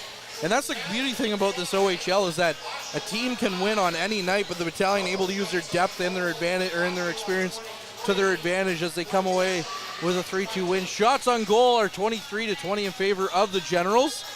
And of course, that'll do us here for the play-by-play. I'm Courtney Kenny. He's Ben Sargent. You'll hear more from Ben here in the post-game show with Mr. Derek Lindemann. And as always, our next broadcast on the front line is tomorrow night from the Powassan Sportsplex as the Powassan Voodoos take on the Elliott Lake Red Wings. Should be a good one. And then we'll be back here at Memorial Gardens on Sunday for another Battalion game as they face off against the Niagara Ice Dogs. My favorite team in the OHL. Looking forward to that one. Should be a good one for sure. But again, I'm Courtney Kenny. He's Ben Sargent. Derek Lindemann and Ben will take you through the post-game show. As always, keep your eye on the front line. Average Joe's Eatery and Patio Bar is North Bay's only year-round lakefront restaurant. On the shores of beautiful Trout Lake, we have been serving delicious food and stunning views since 1999. Indulge in one of our delicious menu items, or simply sit with a cocktail in hand and watch the beauty of Trout Lake before your eyes. Check us out online at averagejoes.net or visit us in person at 3501 Trout Lake Road, North Bay. As a Canadore College alumni, you have access to perks. Canadore Alumni Perks. This is a lifetime membership that includes special access to great offers, opportunities to get involved, and so much more. Graduates can access discounts and special offers from businesses and hotels locally, across Canada, and internationally. Get information on special events and news, or access the alumni job portal. Keep in touch with Canadore's alumni office. Visit canadorecollege.ca/perks. Great things happen here. You rely on your vehicle to take you to the places that matter most to you. So bring your vehicle to the team you can rely on to keep it running at its best. Dave's Automotive Services. Whether you're getting your car or truck ready for the season with a tire change, making sure you're safe on the road with an inspection and certification, or doing your due diligence to keep your vehicle in tip-top shape with regular maintenance, Dave's Automotive Services has you covered. Expert troubleshooting, quality repairs, and time-efficient labor are the 3 stars of service you can expect when you bring your car or truck to Dave's Automotive Services at 411 Airport Road. Call 705-478-5544 and book your appointment today. The Frontline Podcast, Season 3. Courtney Kenny, Matthew Sukram, Derek Lindemann, Bob Coles, and Ben Long bring you closer your favorite teams like never before. Covering everything to do with hockey in the North Bay area, exclusive interviews with the North Bay Battalion staff and players, expert analysis on the OHL, NOJHL, and more, keeping you up to date on all things Voodoos, Trappers, Lakers, and more. It's a new season, it's a new adventure. The Frontline Podcast Season 3. Available wherever you download your favorite podcasts. Tonight's broadcast is brought to you by Average Joe's Eatery. Average Joe's, where we want your experience here to be a happy one. 3501 Trout Lake Road. And welcome back inside North Bay Memorial Gardens, where the North Bay Battalion hung on to defeat the Oshawa Generals by a score of 3-2. The second time in 6 days the Battalion have defeated the Oshawa Generals. No scoring in the third period as the Battalion shut down the Generals. Battalion opened up with 3 goals to make it a 3-0 lead, and then a couple goals by the Generals made things interesting, but nobody solved either goaltender in that final frame. Shots in the third, Oshawa Generals 9 for a total of 23. The Battalion 5 for a total of 20. Power plays tonight, the Generals were 0 for 2. Meanwhile, the Battalion were 1 for 3. Face-offs were dead even at 24 apiece. 2 other games in the OHL tonight. The Peterborough Petes lead the Owen Sound Attack by a score of 3-2 in Peterborough. That has just over 9 minutes remaining in the third period. And the third just getting underway in Barrie as the Colts and 67s are deadlocked at 2 apiece. Now, let's take a look at the Dave's Automotive 3 stars of service from tonight's game. Tonight's 3 stars is brought to you by Dave's Automotive Services, 411 Airport Road in North Bay. Expert troubleshooting, quality repairs, and time-efficient labor are the 3 stars of service you can expect from Dave's. All 3 stars going for the North Bay Battalion. Third star, Owen Van Steensel. He had a 1-assist evening as he set up the opening goal from Nikita Tarasevich. Second star, Kyle Jackson. He had an assist on the game winner. And first star with that game winner, Ty Nelson with a goal and an assist. Quite the night for the Battalion. They came out strong, 3 goals, but then sat back, and the Generals tried to come back, just couldn't solve Dom DeVincentis. Yeah, and both those goals, very fluky kind of goals, and there were about 2 or 3 times in that third period that I was looking at him being like, this is going to be the tying goal, and it's going to be something crazy. There was one that bounced off DeVincentis' back and almost went in. There was one that flipped off the top of the net and almost went in. So overall, I think this was a game where there was some rust with the Battalion when it came to passing, and I mentioned this in the third period. Their passing game was not sharp today. There were a lot of turnovers in the neutral zone. There were a lot of passes that just jumped over other people's sticks, and I think it was a combination of bad bounces mixed with just bad passing, and hopefully when they go up against Niagara on Sunday, they can fix that out. And that's a game, again, that this is a team that North Bay 100% should beat Niagara. They're the worst in the league right now with only 21 points on the season, and they need to beat up on the Ice Dogs. Exactly. It wasn't quite the night that you wanted. You expected. The Battalion got off that strong 3-0 start. You thought it was going to be a points night for the North Bay Battalion, but Carter Bickle really settled in the second period after giving up 3 goals on 4 shots. He settled down and didn't allow a goal through the final 40 minutes. Yeah, Bickle he didn't get a star, but I think he deserved one for sure, at least a third or second star, because this game could easily have been a 5, 6, 7 goal game for the Battalion, and Bickle kept them in. They kept in him quite a bit, and he made a couple of absolutely great highlight reel saves. He got some luck as well from the posts, but for the most part, he looked very, very good. And going into it, I was very surprised that Bickle was getting back-to-back starts, and tonight I can see why the Generals were smart to go back with him. He definitely is the goaltender of the future for the Oshawa Generals, as he did an excellent job keeping the Generals alive, allowing them for that opportunity to come back. Wow, the North Bay Battalion aren't going to be off for as long this time as they get back underway here on home ice Sunday afternoon. We're back to our regular 2 o'clock start as they host the Niagara Ice Dogs. But before that, if you want to watch more hockey on the Frontline broadcast, you can catch tomorrow night some NOJHL action as the Powassan Voodoos get back into action down in Powassan as they host the Elliott Lake Red Wings. That's going to be an exciting matchup as the Powassan Voodoos like to make a run in the second half of this season for another title in the NOJHL. Yeah, the Voodoos have always been a really good team for the most part, and there are some great Battalion prospects that are down there, so definitely going to be a very, very fun game. Unfortunately, I won't be there, but it's going to sound like I'll definitely be watching. It's going to be a fun game. It should be. I'll be here at Memorial Gardens as the men's Lakers hockey team hosts the Queens Gales. But until then, for everyone here on the front line, Ben Long, Courtney Kenny, Ben Sargent, I'm Derek Lindeman. Have yourself a good rest of your evening here on this Thursday. Meals are a special time for families to gather, share their day, and spend quality time together. Those dinners are made extra special when you add tropical produce found in the markets and grocery stores that carry La Huerta imports. La Huerta knows the importance of family, so they know which quality products make the best quality meals for your customers, whether it be Mexican Hass avocados, Brazilian figs, Ecuadorian red dragon fruit, or something just as exotic and special. To get your supply of the best tropical produce at competitive prices with brands buyers trust, contact La Huerta Imports at 705-752-1478. Community engagement is one of our core focuses at McDonald's. The key is finding the right people who are passionate about the same things we are, helping kids be kids. McDonald's proudly supports local organizations such as the North Bay Regional Health Center Foundation, Big Brother, the Children's Aid Society, and Ronald McDonald House Charities.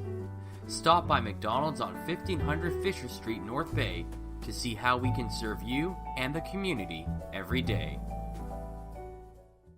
Hey there, I'm Mike the Financial Advisor. When you strip it down to its core and you take away all the industry jargon, I help people solve financial concerns. So if you're concerned that you'll never save enough to retire comfortably, or that your kid is going to graduate post-secondary $40,000 in debt, or maybe even that life is going to take a really unfortunate sideways turn and somebody is going to have to open a GoFundMe page for you and your family, I can help you prevent all of those things from happening. If you want to see how, you can find me on Facebook, Instagram, and TikTok. Just do a search for Mike the Financial Advisor. You should find me.